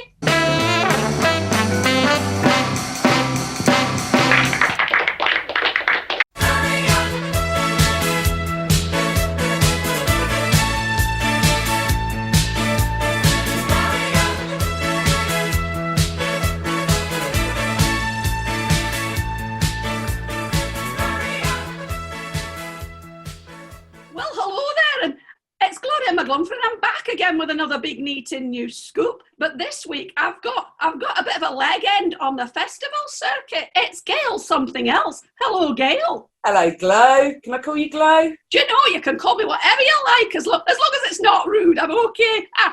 I'm just looking at the glow from your curtains behind you. Oh, do you know there's something of a talking point, these curtains? Do you like them? Oh, they're wonderful. Well, they are. They let the light in, which is kind of against what they're supposed to do, but they're lovely anyway. First of all, I'd like to ask you a little bit about your Something Else tea tent and the festivals that you run, because there's something of a wonderful little event. Can you tell us a little bit about how it all started? I was doing the merchandise for Three Daft Monkeys, and there was a flyer for the first Bearded Theory. They said, oh, you should take a stall. So I got in touch with Rich, and he said, yeah, bring a stall. And then 6 weeks before the event, he said, you've got a coffee. I had a shop with a coffee bar in at the time. You've got a coffee bar, haven't you? Could you bring a tea tent? And I'm like, yeah, all right. I didn't have any marquees or anything. I obviously had all the gubbins to go inside. So, yeah, that's how it started. And just went from there. Watch It collared us, and then we've done a few more since. But and when did the music start straight away in the tea tent, or was it live music, or was it a DJ? What was it? It was, we had the cafe in one side, because it was like two octagonal things lumped together. And then we put an open mic in the corner. Initially, we went out as an open mic, and then started to get booked as a stage. And then we started getting a bit of a budget from certain festivals for acts, and that's how it developed. Well, I think that's how. Is that how, Scott? Is that how you first met Gail? It is, yeah. I think, as I remember it, I think the first time I met you was on the Sunday of Bearded Theory in 2013. Which was the first time we played Bearded. And our friend Jeff Platts from Parsons Lot just said, oh, if you guys want an extra gig, go and see Gail at the tea tent. And I remember him introducing me to you. And I think we kind of went from there. And, we've kind of played every time we've been at Bearded or Watch It, we've always come in and played somewhere. I think my favourite one may have been when we played at Watch It the year that you decided to spring the surprise of the Scott Doonican All-Stars, where everyone ended up on stage with me, and it was almost like we were all playing like 12 different songs at the same time. It's become something of a space where lots of musicians feel safe to come, and it's a lovely space where you can have a lovely piece of cake, a bit of boozy coffee, and a good chat, and see acts that probably you would not have normally gone to see, and discover some absolute belters. Absolutely, up the grassroots, eh? So when did you decide then to take it from being at somebody else's festival to running some of your own? I used to have the end of season crew party at my house, and then it became crew and friends, and then it got a little bit out of hand. So I kind of had a year off it, and then thought, no, we need to do something. So I spoke to the local pub, and they had like a paddock and some old tennis courts at the back, and said, could I put a little festival on here? And they said yes, and Something Else in the Dean was born. And then we moved it to the Maze site the following year, because it sold out like that. And that particular one, the end of season one, always sells out. And then it was getting where people were grumbling because they couldn't get tickets because it was selling out. So I started dotting them around the country, thinking people in those areas would go to them. But no, people were following it around, so it didn't quite work like that. It's an awful lot of work as well. So it's reduced back down now to a couple of campfire sessions and the end of season, and of course Sisterfest. promoting women in grassroots music who are often overlooked. You've got a band as well. Is it Muddy Summers? The Dirty Field Whores, yeah. Oh, that's a lovely name. It's got a right ring to it. It started off as a collaboration in the tea tent of whatever musicians were around for me to put my songs out, really. And then it slowly evolved into a band, and it's a band that I absolutely love now. We did just record an album, apart from one track that we already put down, in a fortnight. And obviously, lockdowns changed. Liz is in Nottingham, Amy's in Wales. Ren's the other side of the country, so it's like, sod it, let's do it, let's just get it done, because it was due out in May, and let's do it in a fortnight. And I do all the mixing and producing and arranging and stuff as well. That is no mean feat. I know Scott had a bit of a squiz at it, didn't you, Scott? It's very good. I really enjoyed it. In fact, I would highly recommend it to any of our regular viewers. Check out the Dirty Field Hall's new album. Really good. Where can you get that, Gail? muddysummers.bandcamp.com, and it's called The Elegance of Mud. That's great. Do you know you snaffle my question there in absolute terror? I was going to ask that, but it doesn't matter. It's been said now, I suppose. Sorry, Gloria. One of the other things I was going to ask you, because the lovely piece of artwork behind you has reminded me of the fact that you've got more than one string to your bow, if you'll pardon the pun. And you've done some absolutely lovely artwork. Is that something that is therapeutic? Is it something that you do for a living? Tell us a bit about it and your inspiration. I've been earning a living through my art since I was 17, and it's what...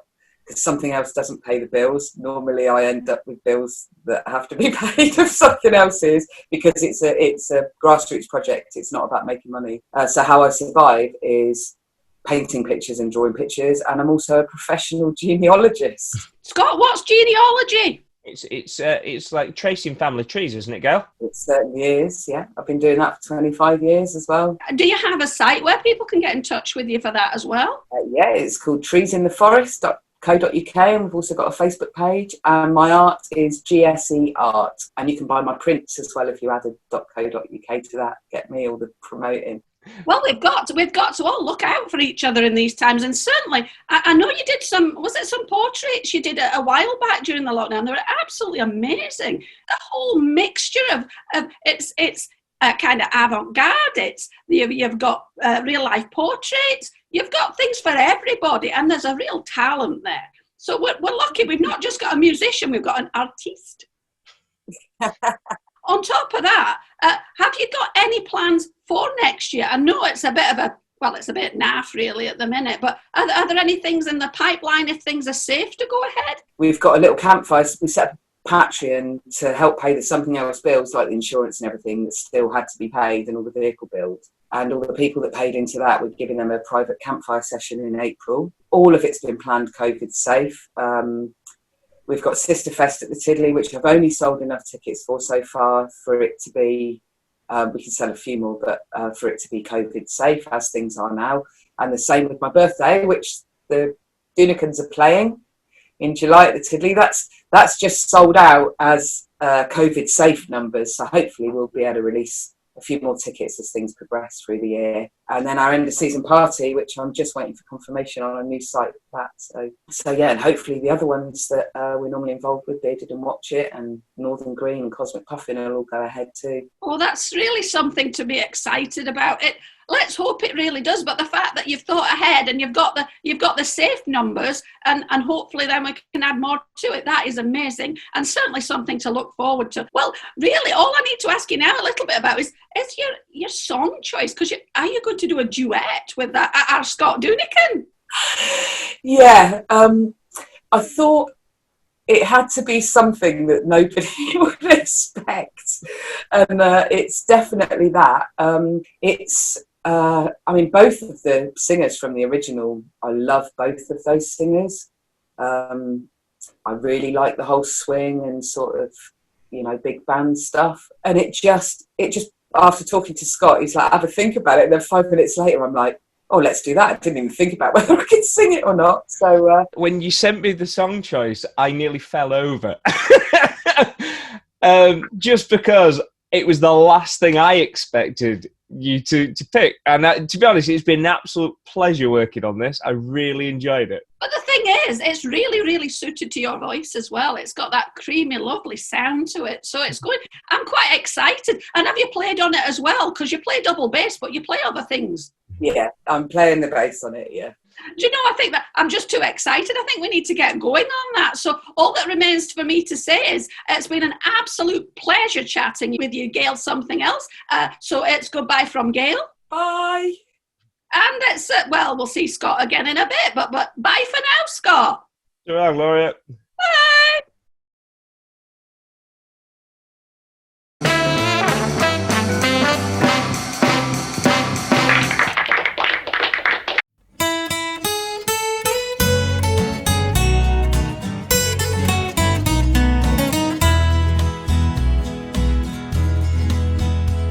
I know I stand in line until you think you have the time to spend an evening with me. And if we go someplace to dance, I know that there's a chance you won't be leaving with me. And afterwards we drop into a quiet little place and have a drink or two. And then I go and spoil it all by saying something stupid like I love you.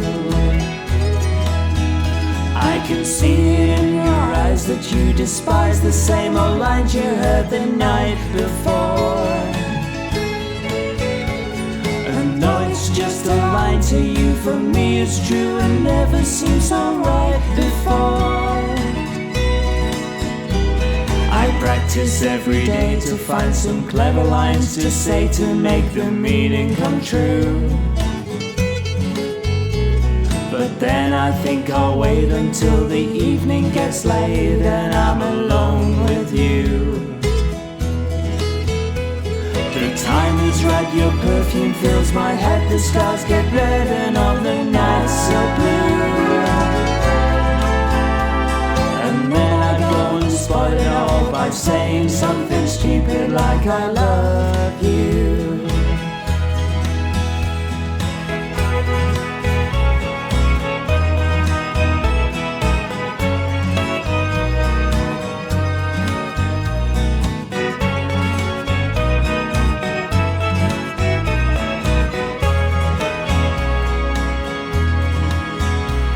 The time is right, your perfume fills my head, the stars get red and all the nights so blue. And then I go and spoil it all by saying something stupid like I love you. I love you.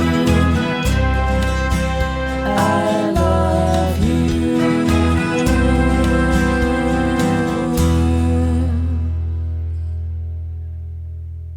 Love you, Scott.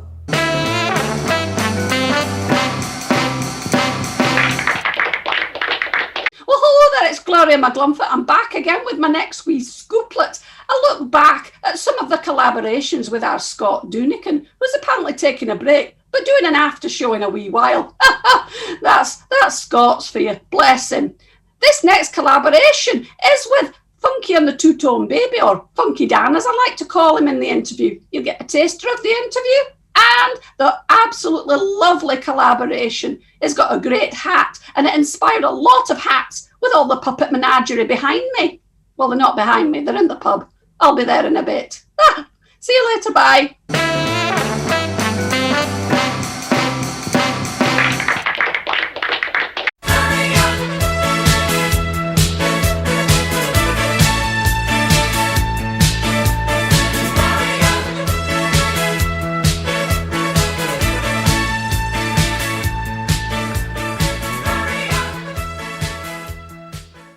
Well, hello there, it's Gloria McGlumpher, and I'm back again with another big NEET news scoop, number 51, and we've got someone special for it. It's Funky and the Two-Tone Baby. We'll get to that in a bit, but, well, this is what he usually does. I work to the Dallas city, to the country and the clouds are free. Hello, Funky Dan. I might call you Funky. I might call you Dan, but I'll not call you anything else. That's all right. Hello, Dan. Hello, Gloria. It's so lovely to finally speak to you. Thank you very much. And if you notice that it's out of shot, but you wear a lovely hat. But I've put my tam o' shanter on as well. Where did this come from? Where was the whole funky thing from? Well, my social media accounts tell me that it's been about 11 years since it all started now. You're an old man. Old man, outraged. I'm young and virile. Oh, you're still younger than Scott, but do tell us where did the whole idea come from? I was in a band. I've always been in bands throughout my little musical career. I was in a band called the Heroic Dose when I was in college, and they all left to go off to university and left me stuck in a tiny little Essex village on my own. Ambition was outweighing my skill level at the time. So and then Katie Tunstall had gone on Jules Holland and put up a loop pedal. Someone said to me, "Why don't you get one of them?" And it's just snowballed from there. I ended up going to university and applying for it and writing a little piece on my loop pedal. And like the guy I played to was absolutely knocked out. I was like, "Wow, I feel like I've got something here." Honestly, haven't looked back. It's just progressed more and more and more and more. Where did the name come from? Listening to a lot of Captain Beefheart, being your usual 18-year-old, and we were sat on a pillbox in the middle of a field one evening, listening to some music, and someone was like, "Oh man, that's kind of like funky two-tone, baby." And then we ended up in like a 10-minute vocal jam of like funky two-tone baby, a funky other two-tone baby. And I went home that night and was like, "Whoa, I need to start calling this thing that I'm doing something. Dan Turnbull isn't the coolest name, so thought Funky and the Two-Tone Baby." And didn't really think anything of it. People started asking me what you called and was like, Funky. And it's just stuck. People read Funky and the Two-Tone Baby, assume it's two-tone. And quite a few times I've had like mods rock up to my gigs in like braces and stuff. Just be like, "All right, where's the two-tone then?" And then see me on stage. And normally they stick around, so that's nice. I've got to mention the hat as well, because we've pinned a whole show on your hat. So if I didn't mention it, it'd be a bit of a corker. I like consistency. Once I start a trend, don't matter what it is, it's got to carry on. Every album I've ever released always has 10 tracks. My cars have been named alphabetically since I started it. No rhyme or reason to any of it. But I think I, again, just wanted to look a bit cool on stage. So my first gig, I wore a hat. It was like, great. So every gig, I'm now going to wear a hat. And just stuck. And this hat is particularly nice. My mum oddly bought it for me at a festival stall. There's nothing special about it at all, except for it's got a nice paisley interior. Oh, it's lovely. And I've never found another one like it since. All festival hats are really cheap and poxy, except this one, which is really lovely made. And I've never found another one since. Well, it was a gift from your mum, and it was a gift given with love. So there's all sorts of things that attach that as well. It's lovely. I remember Scott, I think one of his first tank tops was knitted by your mum, wasn't it, Scott? It was indeed. And I think, like you say, Dan, it's this thing where if you get attached to something when you're going on stage, I mean, obviously our first gig, we did it in the tank tops. There's been the consistency of the tank top throughout. So, yeah, I get that completely. My whole identity is now based on it. To the point, like, I will meet people outside, like people who know me from gigs and festivals and stuff, meet them out in the wild without my hat. And no one has any idea who I am. And it's like the Clark Kent syndrome. It's mad. I know you mentioned Katie Tunstall, but you kind of take the whole loop thing and do a super duper looper as well, don't you, with it? Where do you go when you start to build up a track? If I normally make something from the ground up, it's normally kind of rhythm based. If I could learn anything again and start again musically, I'd become a drummer, because I love rhythm, but I've no idea how to kind of make it as such. So I beatbox and now have a little drum machine, and everything really starts from that core of having a good, interesting beat. I'm not kind of keen on the boom boom, but anything which is powerful and interesting, and then anything else will kind of build up from there. And the more I've been gigging, the more technology I've got. Rhythms I can make are more complex. Every song I'm starting now has like 8 layers, 8 counter rhythms, all rhythmed on each other, and it's getting powerful now. I remember when we first saw you, and I think at the time you'd got like a very basic, like small, it might have been a Boss looper or something like that.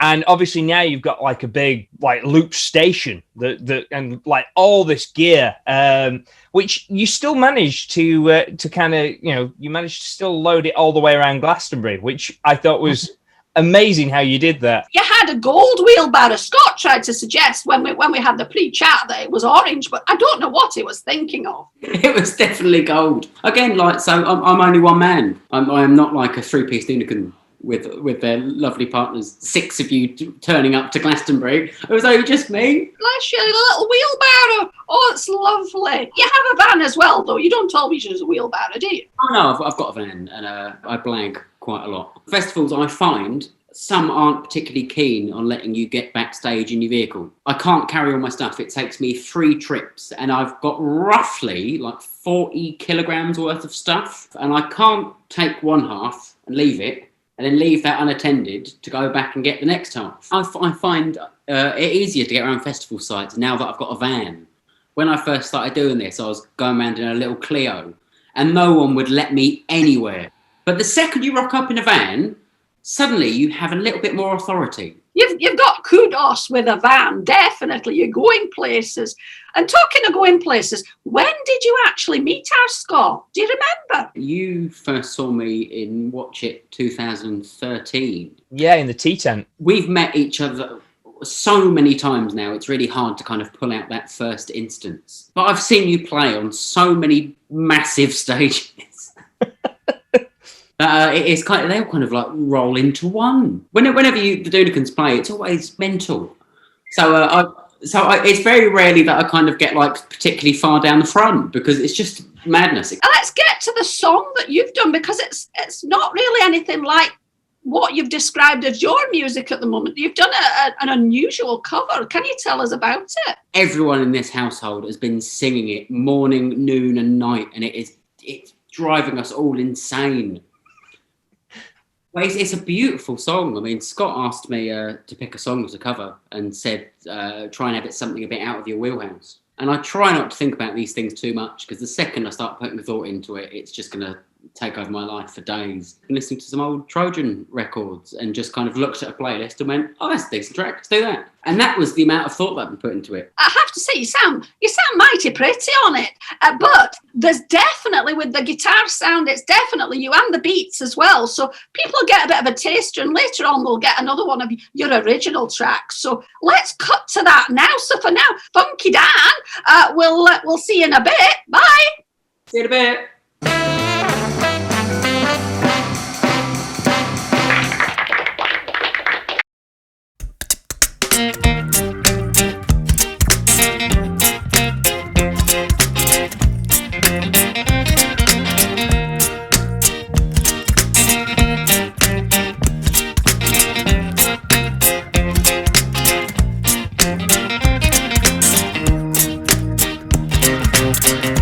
I'm in the mood for love, simply because you're near me. Funny that when you're near me, I'm in the mood for love. Heaven is in your eyes, bright as the stars we're under. Oh, is it any wonder I'm in the mood for love? Why stop to think of weather? Each little dream I pray, we'll put our hearts together, for we are one. I'm not afraid if there's a cloud above. If it should rain, we'll let it. Oh, but tonight forget it, 'cause I'm in the mood for love. Hey!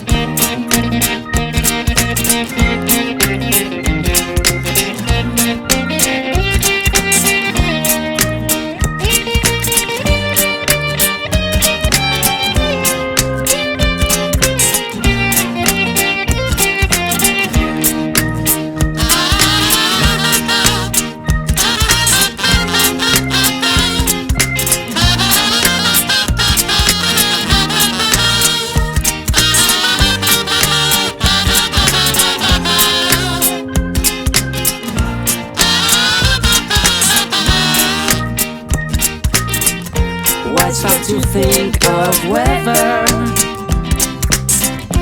Each little dream I pray,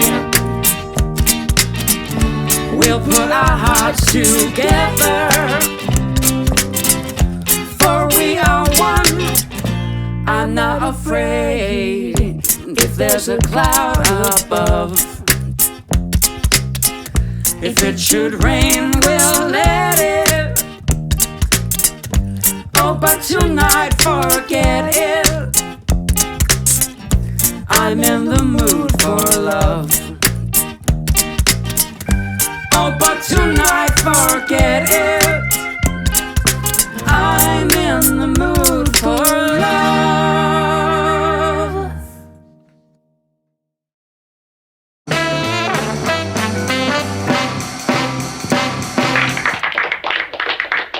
McGlumpher, and I'm back again with the final section of the show that is show 67, but it's not got Scott, but apparently is going to do some sort of, is going to do a little session in the Pint and Puppet. Is relaxing, so he might have a few pints with you, and hopefully you're going to enjoy that. But brace yourselves, it's the second part of the Frank Turner interview that is, it was from the full length, sort of uncut, but cut one. I hope you're going to enjoy it, and I hope you've enjoyed the show so far. Sit back, relax, and enjoy Mr. Frank Turner in conversation with myself and wee Scott Doonican.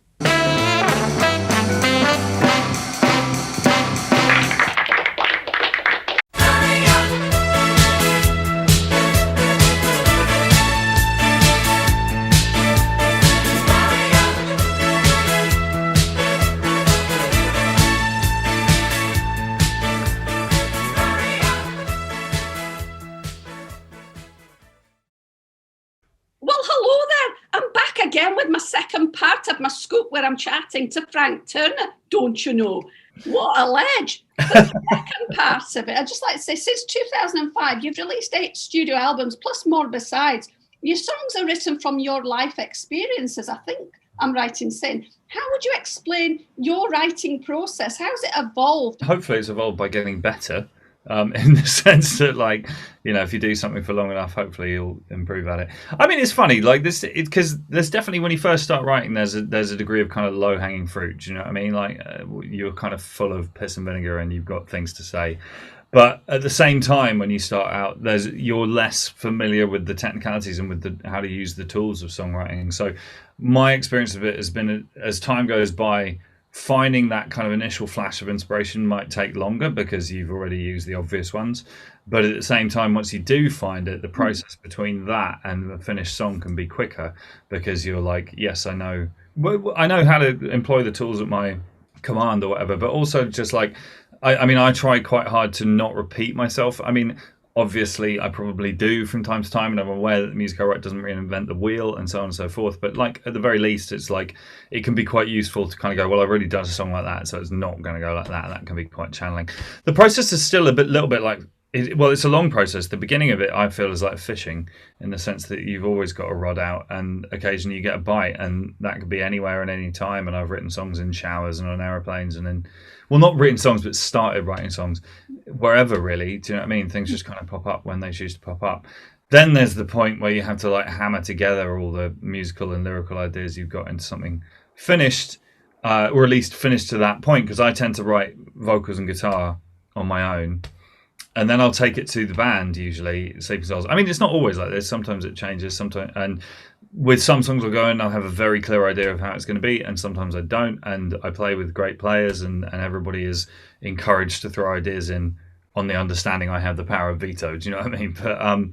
But I don't want to minimize their contribution in any way. They've definitely shaped the sound, particularly from album 3 onwards, when they started playing on the records. So yeah, they're part of the finished sound, but the basic structure of the song is a thing I tend to do on my own. I mean, it varies. I did a record a couple of years ago called No Man's Land, which was kind of a history record, so that's not songs about me, that's songs about other people. And indeed, I made that with a different band, and that was a thing that I was very kind of auteur about. Do you know what I mean? I sort of had everything worked out in my head before we did that. I'm working on album 9 at the moment. In fact, I've finished recording it. It's not mixed yet, but it is recorded. And that was an interesting one because we were recording remotely because of gesticulates wildly. That was interesting. It was a more focused process. There was less kind of experimentation in the studio, but I was also at a point, because I haven't done like a record of quote unquote normal songs for like 3-4 years, and like I just knew exactly how these songs go, and was very, very worked out in my head. So I'm excited about it. It's a punk rock record. It's really angry and it's really loud.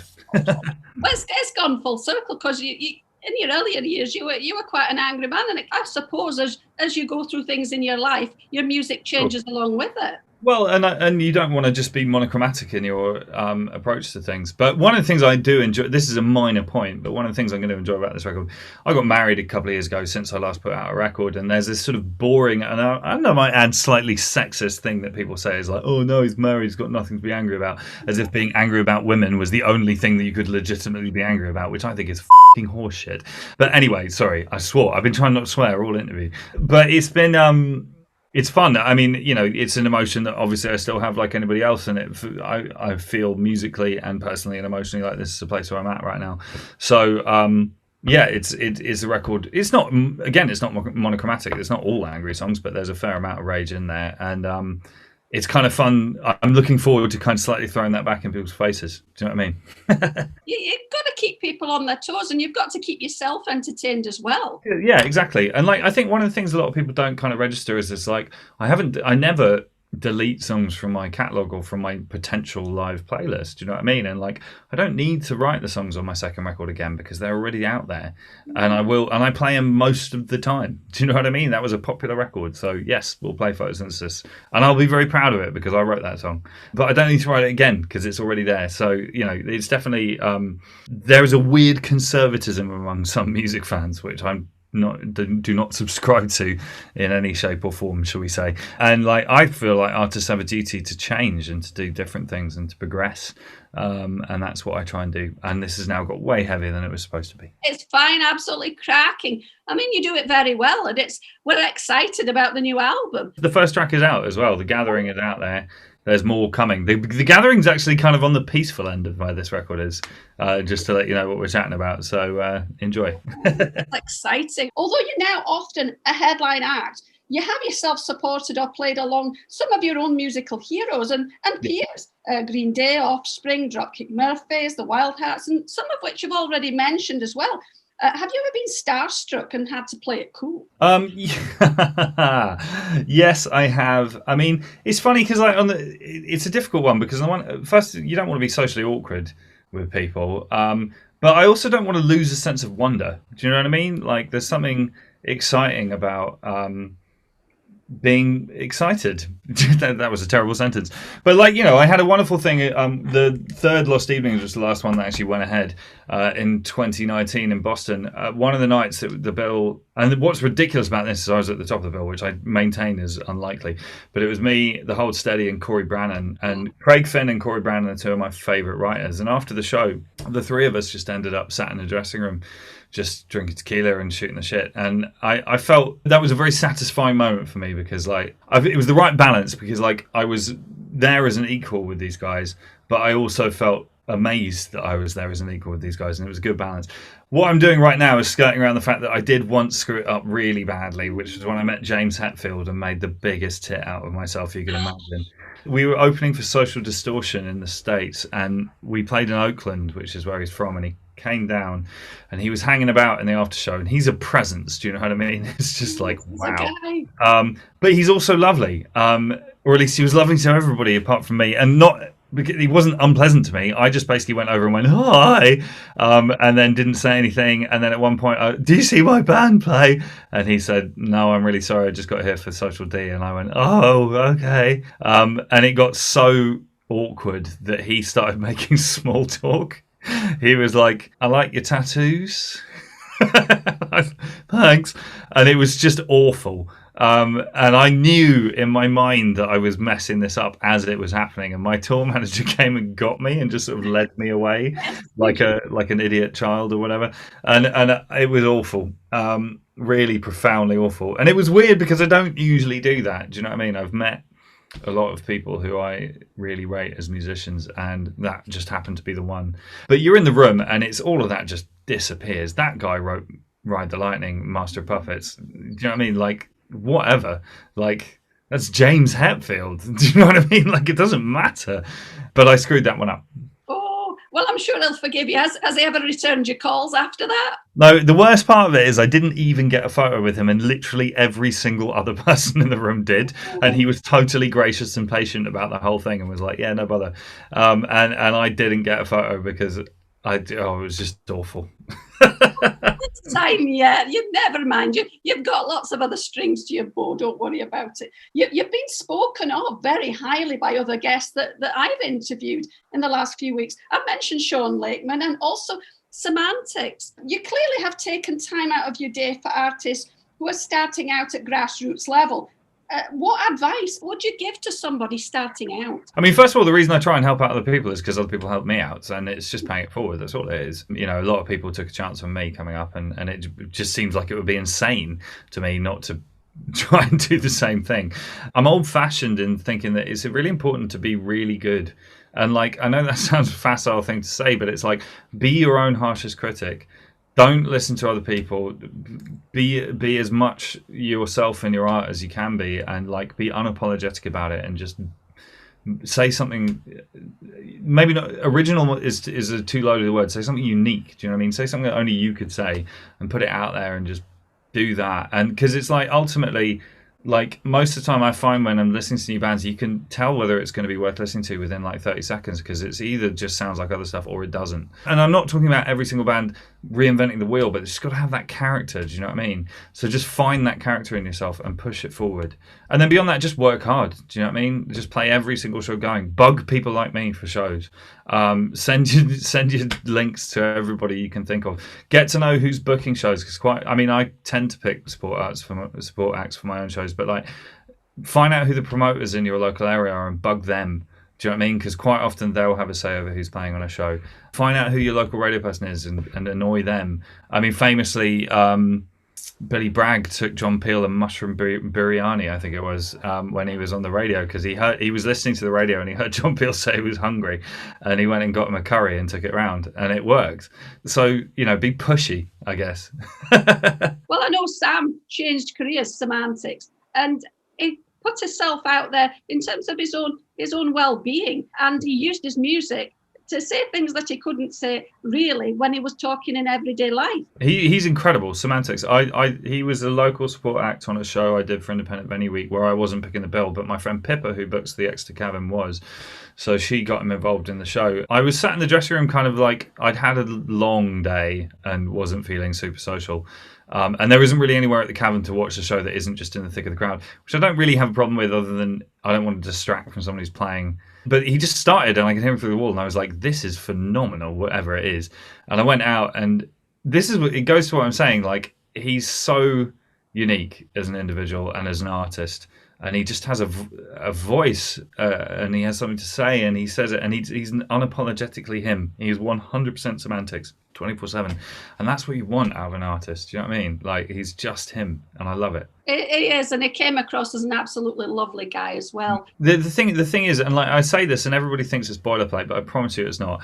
I think Semantics should be the biggest artist in the world, and I look forward to, in 15 years' time, him throwing me a kind of charity support slot to say thanks or whatever when he's doing his stadium tour, and he'll just get us along and remember this guy, and I'll be grateful for it. And I would love that. I mean, we're really happy. Like, there are some people who regard music as a competition. I just think that's idiotic. Like, I mean, it was never true that music was a competition, but particularly in a world where there's streaming and that kind of thing. One band doing well doesn't stop another band doing well. Bollocks. And like, all I want is for good musicians to do well and good people to do well. And if a band I take out as a support act gets bigger than me, I'm all about it. I think it's fantastic. I can't think of anything cooler to happen. You know, and you know what I get in return? I get the credit for having spotted them first or whatever, and like, hey, do you know what I mean? But like, it don't matter. Like, I just want good people to do well. God, that makes me sound like a hippie.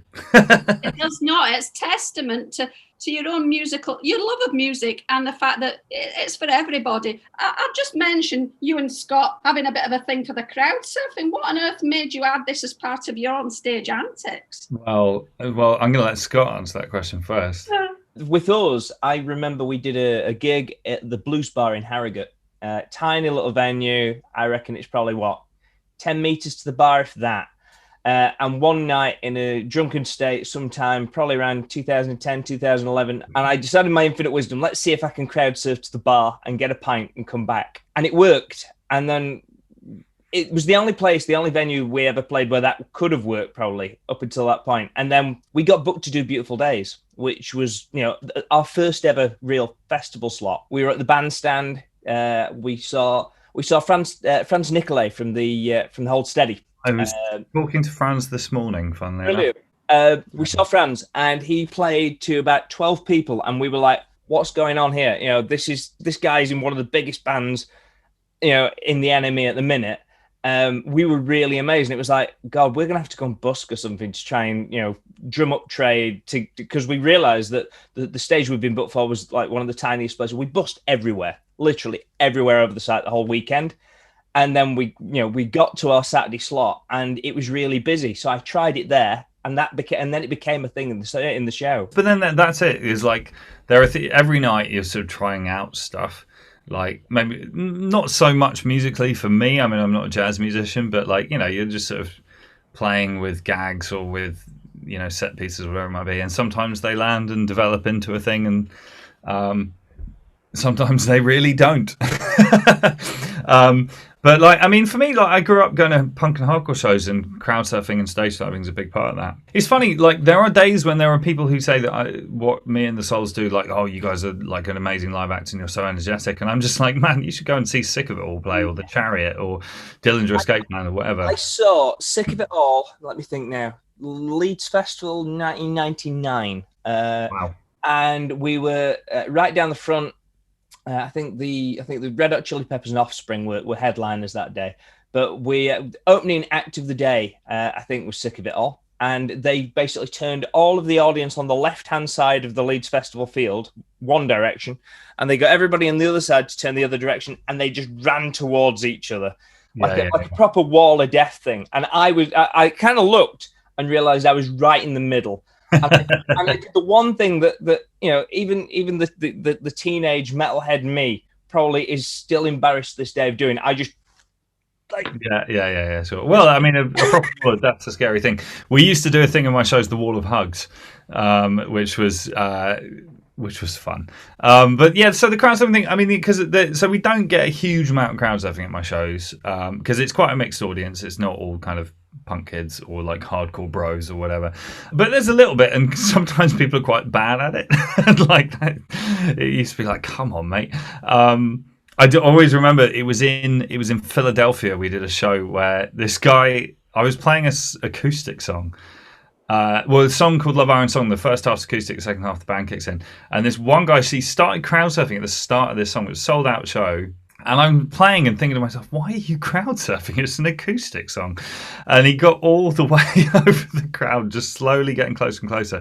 And there was no barrier. There was no gap between the front of the crowd and the stage. People were against the stage. And just at the moment that the band sort of kicks in, he very lamely just sort of flopped off the stage and knocked my mic stand over and unplugged my guitar. And I was just like, brilliant. Amazing. Well done, you. But anyway, so I can't remember when it was when I started crowd surfing at shows, but it's fun. I've done loads of it over the years. It is, in fairness, easier to do if you're in the band, because people tend to be paying attention and facing in your direction, which is makes it easier in terms of not getting dropped and stuff, though I have been dropped many times. I think it was in Budapest we were doing a show, and my mate Dave, who's one of my best friends, he used to be in a band called the Holloways. He'd come over for a wild weekend in Budapest, and he was at the show. And I sent him on a crowd surf to the bar to get us both a drink, because I thought that would be funny. And it worked kind of alarmingly well. And it was just like, oh, wow, okay. So yeah, we've done a fair amount of that over the years. But I'm pretty sure you guys beat us to it. Oh, you've got the kudos there. But when we finish having a chat, the second song's going to have a bit of a link to that. But I did want to mention, obviously the lockdown, but you were a force for good, because is it 260,000 plus for independent venues from your own home? Something like that. I don't have a finished total because I wasn't actually doing the fundraising myself. I was doing it each week, would be a different fundraiser for a different venue, and I was letting them kind of handle that side of things. But I did, I think I did 21 shows for venues in the last year, and well, more than a year now. I'm proud of it. I mean, I didn't give anybody £260,000. I don't have £260,000.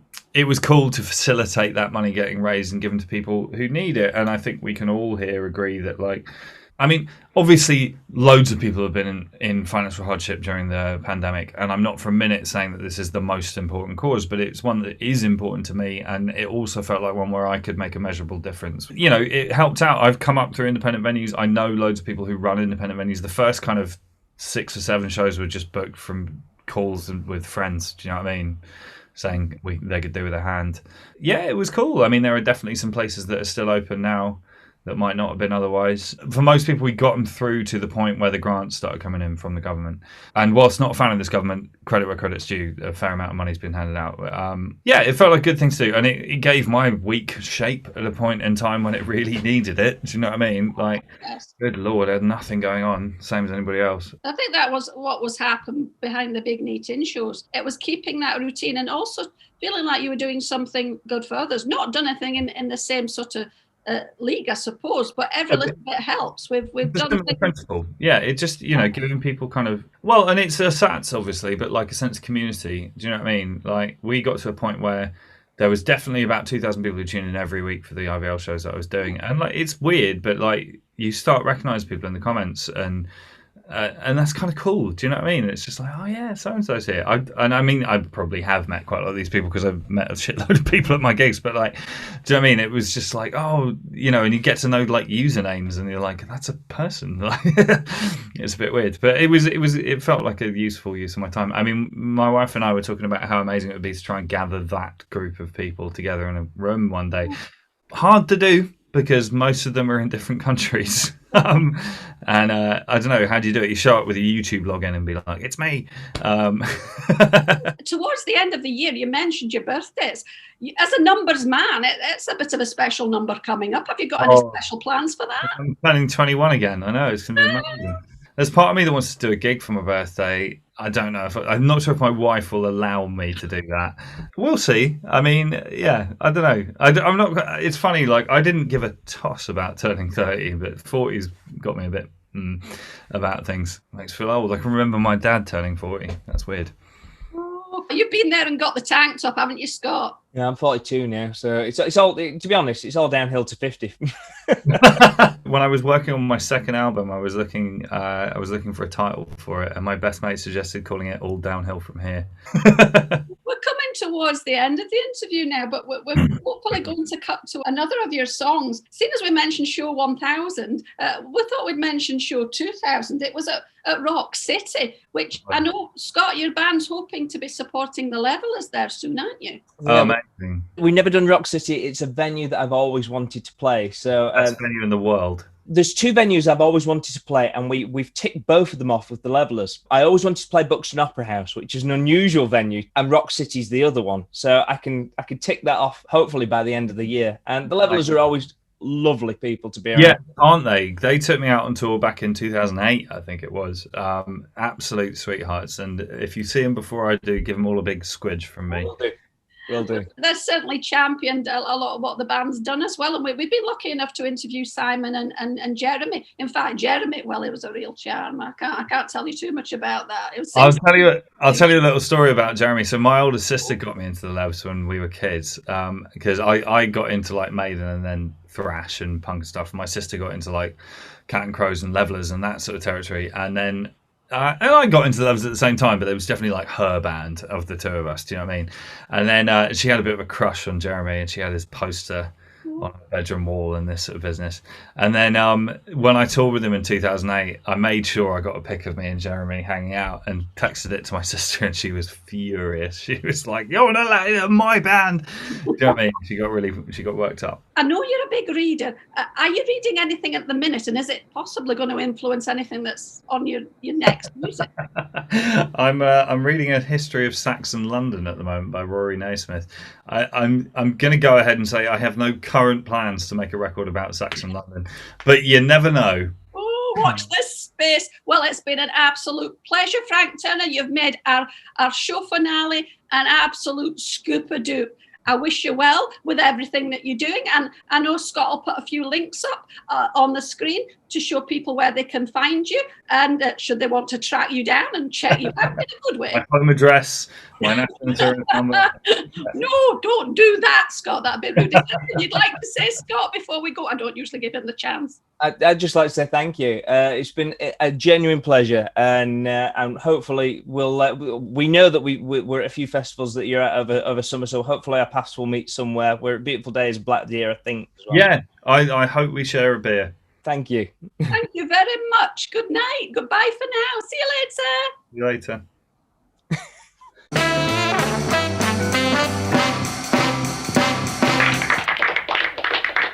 To help us out, I'd like to welcome to the stage a very special guest. Would you put your hands together if he's here, and he better be, for Mr. J. Beans on Toad!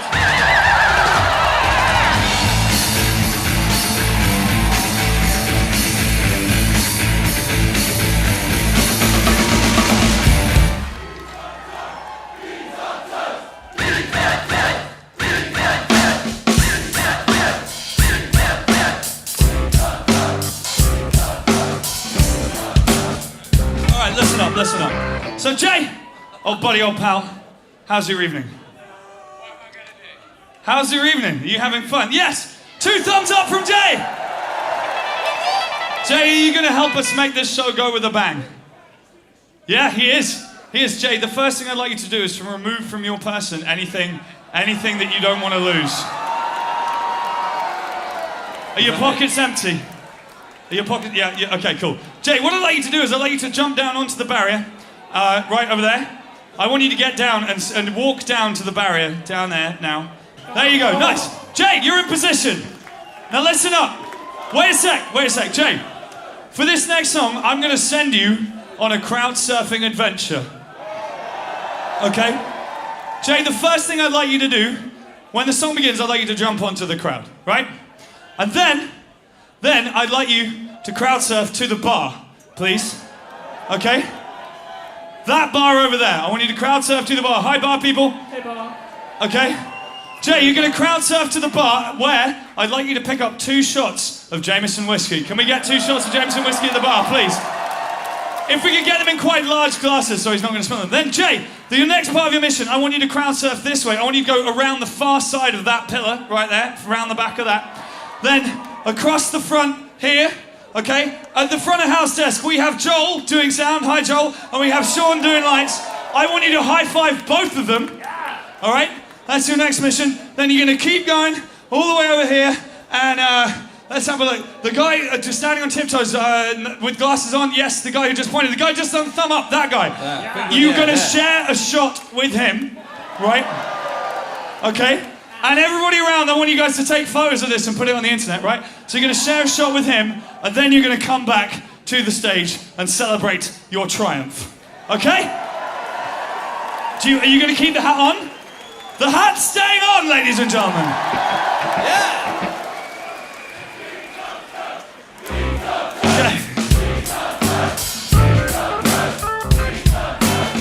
Okay, Jay, one more instruction for you, which is don't go at the beginning of the song. Wait until I say 1, 2, 3, 4, go, and then you're in. Right, do you understand your mission, Jay?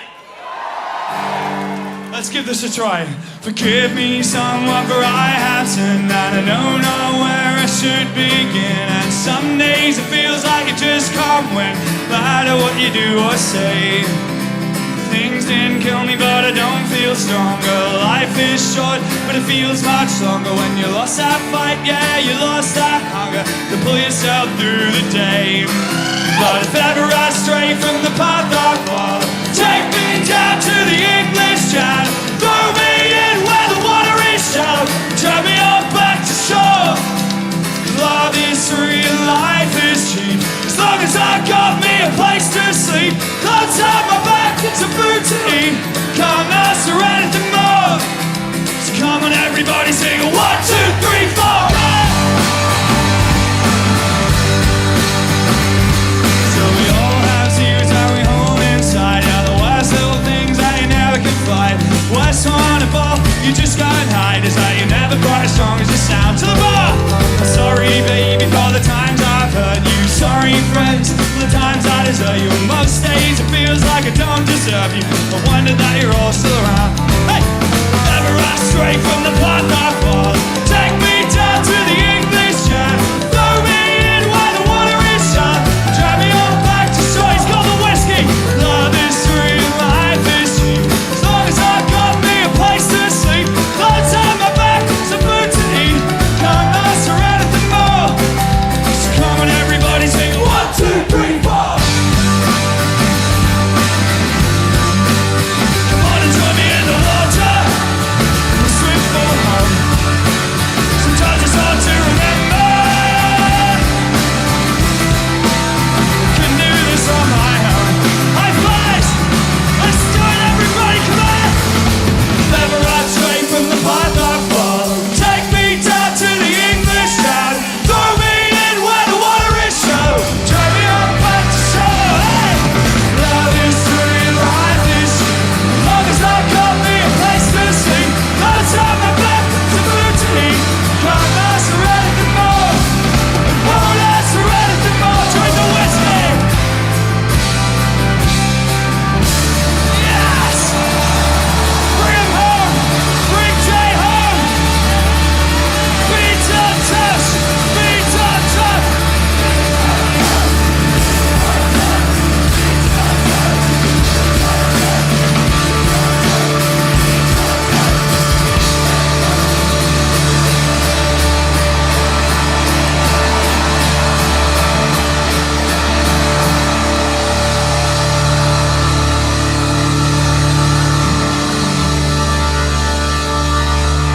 Beat on toast, ladies and gentlemen.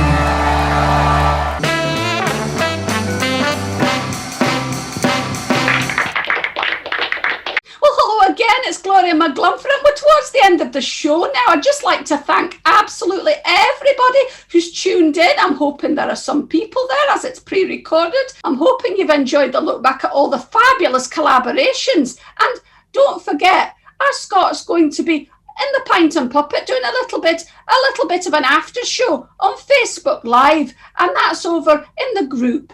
And if you enjoyed the show, don't forget you can still get a virtual ticket even if you virtually watched it all. And that'd be very kind if you would. The link is below. I'm going to let little Morris do an advertisement for Big NEET in 3 CD. I'll not say too much about it. I'll let him loose on that. I'm sure you'll enjoy that. And he is trying to develop his advertising skills. I'm just a pro. Well, hopefully we're going to see you again next week. I think I might be having another little bit of I might be running the show again. We'll see how we go. And Scott's still on a little break there. And, well, you'll see him in a bit, won't you? Bye for now.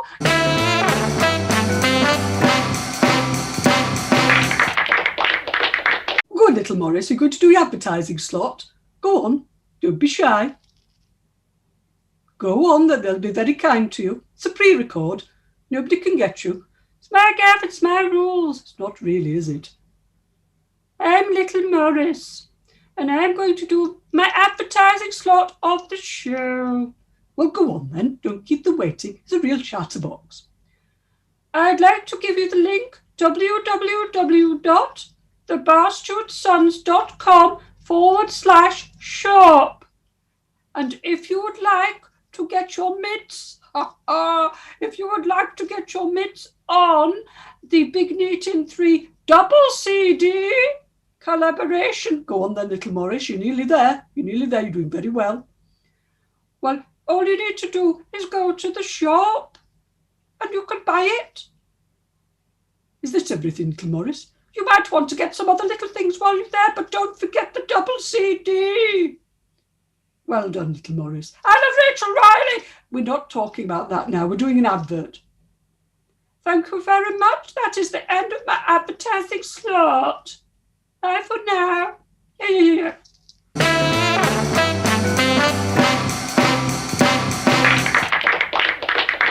This is a wee song from my childhood. It's lovely. When I wake up, well, I know I'm gonna be the man who wakes up next to you. Oh, and I go out Yeah, I know I'm gonna be the lass who goes along with you. And if I get drunk, that's not unusual. Well, I know I'm gonna be the man who gets drunk next to you. And if I haver, yeah, I know I'm gonna be the lass who's havering to you. But I would walk 500 miles and I would walk 500 more just to be the lad who walks 1,000 miles to fall down at your door. When I'm working, yes, I know I'm gonna be the man who's working hard for you.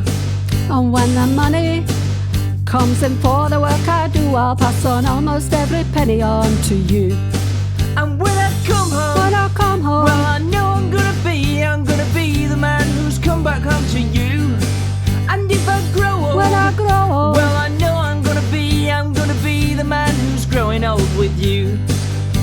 But I would walk 500 miles and I would walk 500 more just to be the lad who walks 1,000 miles to fall down at your door. Da da da da da da da da da da da.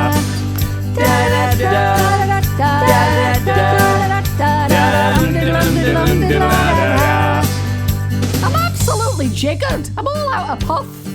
When I'm lonely, well, I know I'm gonna be the man who's lonely without you. And when I'm dreaming, oh, well, I know I'm gonna dream about the time when I'm with you. When I go out, well, I know I'm gonna be the man who goes along with you. And when I come home, yes, I know I'm gonna be the man who comes back home with you. I'm gonna be the lass who's coming home with you. Well, many a mickle makes a muckle, 2, 3, 4. But I would walk 500 miles and I would walk 500 more just to be the lad who walks 1,000 miles to fall down at your door. Da da da da da da da da da da da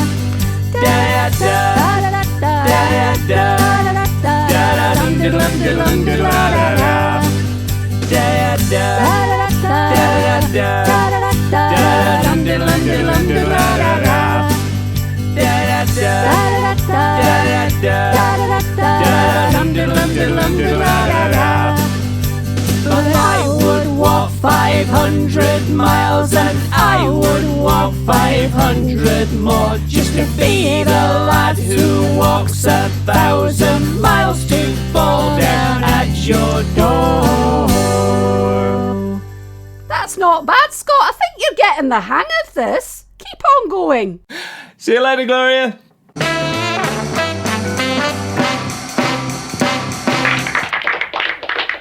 Hello there, it's Wallace. I'm not angry. There were just no other accents left. I'd like to say thank you very much for watching the show.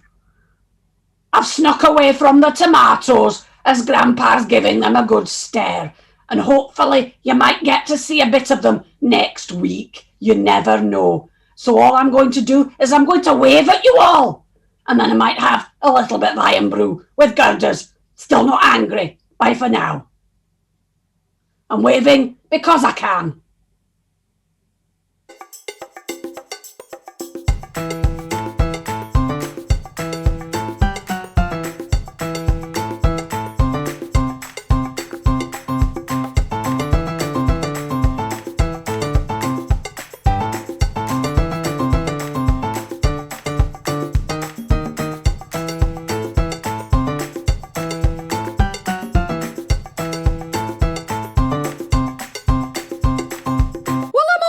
To see a man about a hairy cow. Bye!